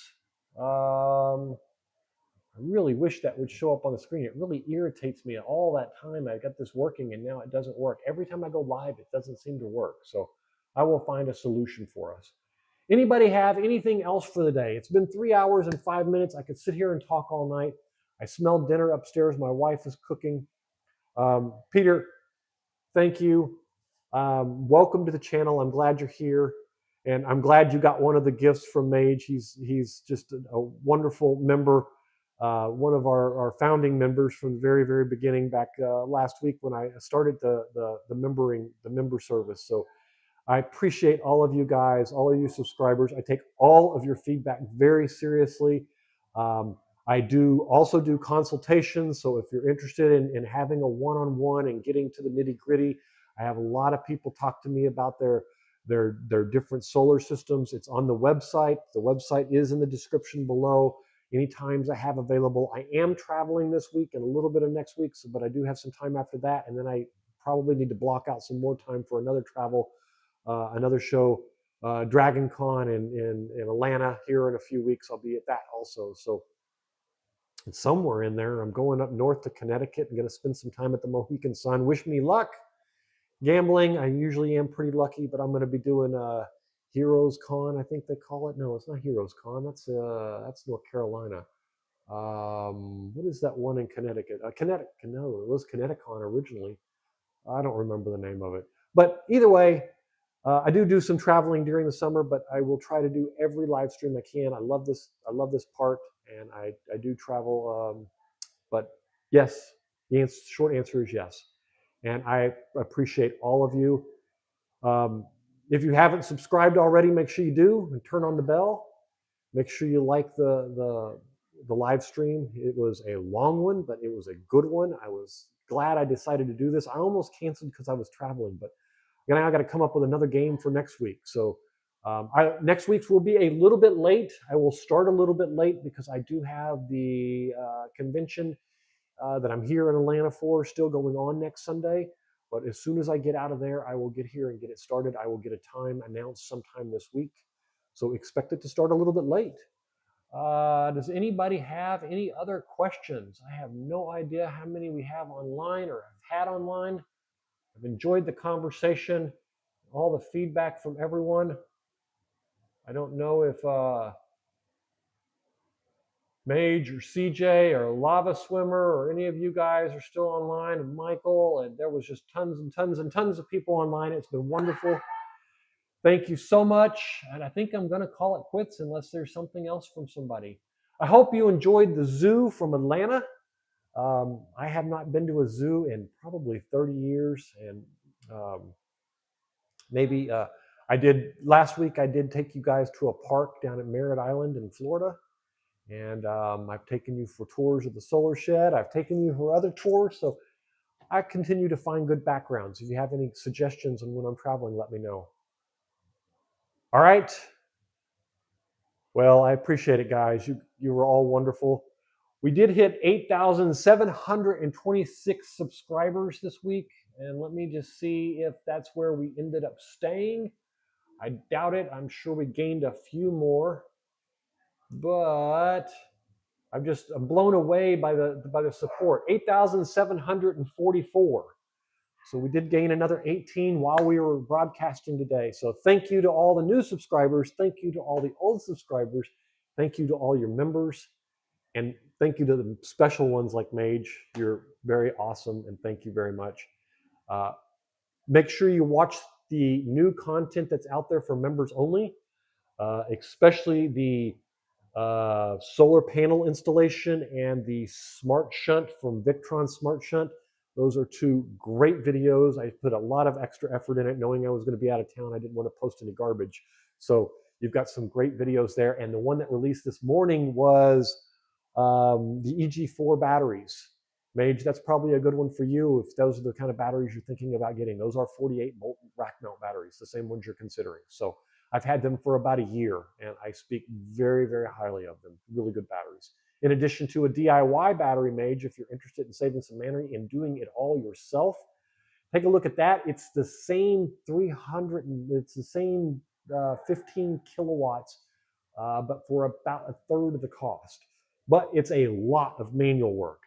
But that is a fun project if you like the DIY projects. A DIY battery, there is nothing like it. Go back and watch that video. It is fantastic fun. And going forward, any projects I have like that, you will get the front row seat because I won't have them already built. I will be going back and showing you how I did them. I will be showing you how I do them as I do them. You will see every step of it. So thanks for joining the channel. Thanks for being a member. Thanks for everything. And if I missed anything, I'm sorry. And I think I'm going to go have dinner because I can smell it, but I don't know what it is. So thanks, everybody. You guys have a great day.